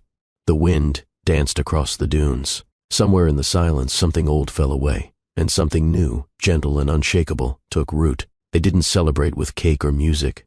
Instead, they walked through the desert together, hand in hand, Calla skipping ahead. A family formed not from ceremony, but from choice. The last lantern had gone out. The stars above were louder now, brighter somehow, casting silver trails across the dunes like confetti no one threw. Alaric and Diamond sat on the sand with Calla between them, her head nestled against Diamond's side. She had fallen asleep sometime between her 4th story and 2nd. Yawn. Her curls were soft against Diamond's shoulder. Her small hand rested on Alaric's thigh, fingers twitching with dreams. The desert had gone quiet. Just a soft breeze brushing over them, wrapping around the moment like a lullaby. Diamond pulled a blanket over Calla's legs and tucked it close. She's out, she whispered. She danced hard, Alaric murmured. She smiled harder. Diamond looked at him. Not just looked. She saw. The man beside her was no longer the one who walked out years ago. He was the one who stayed when it mattered most. Alaric shifted his body, moving carefully so as not to wake Calla. He reached into his pocket and pulled out something small. Diamond raised a brow. He opened his palm. It wasn't a ring. It was a folded note, creased and worn, with her name scribbled in his handwriting. I wrote it a year ago. After that first night you let me walk Calla to class. Diamond didn't move. He placed it gently in her hand, fingers brushing hers. She opened it. The words were short. I'm not asking for forgiveness. I'm praying for another chance to prove I deserve it. Diamond exhaled, slow and long. I almost tore this up, she said. Why didn't you? Because it sounded like truth. He nodded. The stars shifted above them. He looked at her again, more cautious than before. What do you see when you look at me now? Diamond didn't answer immediately. She traced a pattern in the sand, eyes focused on the motion. I see Calla's father, she said, and I see... The man I wanted the first time, finally ready. He blinked once, as though bracing. Then, softly, "Do I still scare you?" Diamond turned her face toward him, lit faintly by the moon's glow. "No," she said, "but I scare me." "Why?" "Because I never wanted to need anyone again." His silence didn't press her. It held her. She glanced down at Calla, asleep between them, then looked back up at him. "But maybe I was wrong." A hush settled again, a pause, not for drama, but because words suddenly felt too small. Alaric reached for her hand. She let him take it. Fingers laced. She leaned in, ever so slightly. He mirrored her. When their lips met, it wasn't desperate. It was deliberate. A vow, sealed without witnesses. A promise not shouted, but whispered. The kiss held time, held forgiveness, held the quiet power of two people who had lost everything and still, somehow, found each other again. When they pulled back, Diamond's forehead rested lightly against his. "Worth the wait," she said. Alaric smiled, not wide, but deep. Yes. They sat like that for a while longer, not talking, not planning, just breathing, just being. Eventually, Alaric stood, lifting Calla carefully into his arms. She stirred, murmured something about stars, then snuggled closer into his chest. Diamond stood beside him, watching. Together, they began the walk back across the sand, footprints trailing behind them. Not toward a beginning, not away from an ending, just forward. As a family, my dear family, we've come to the end of today's journey together, but the conversation doesn't stop here. If this story touched your heart, let me feel your presence. Drop "I stand with you." Dr. Phillips in the comments so I know you're part of this loving circle. Your words and reactions mean more than you realize. Don't forget to like this video if it inspired you, and subscribe so you never miss another moment of love and healing. Share this with someone who needs encouragement today. Until next time, keep your light shining and your heart open.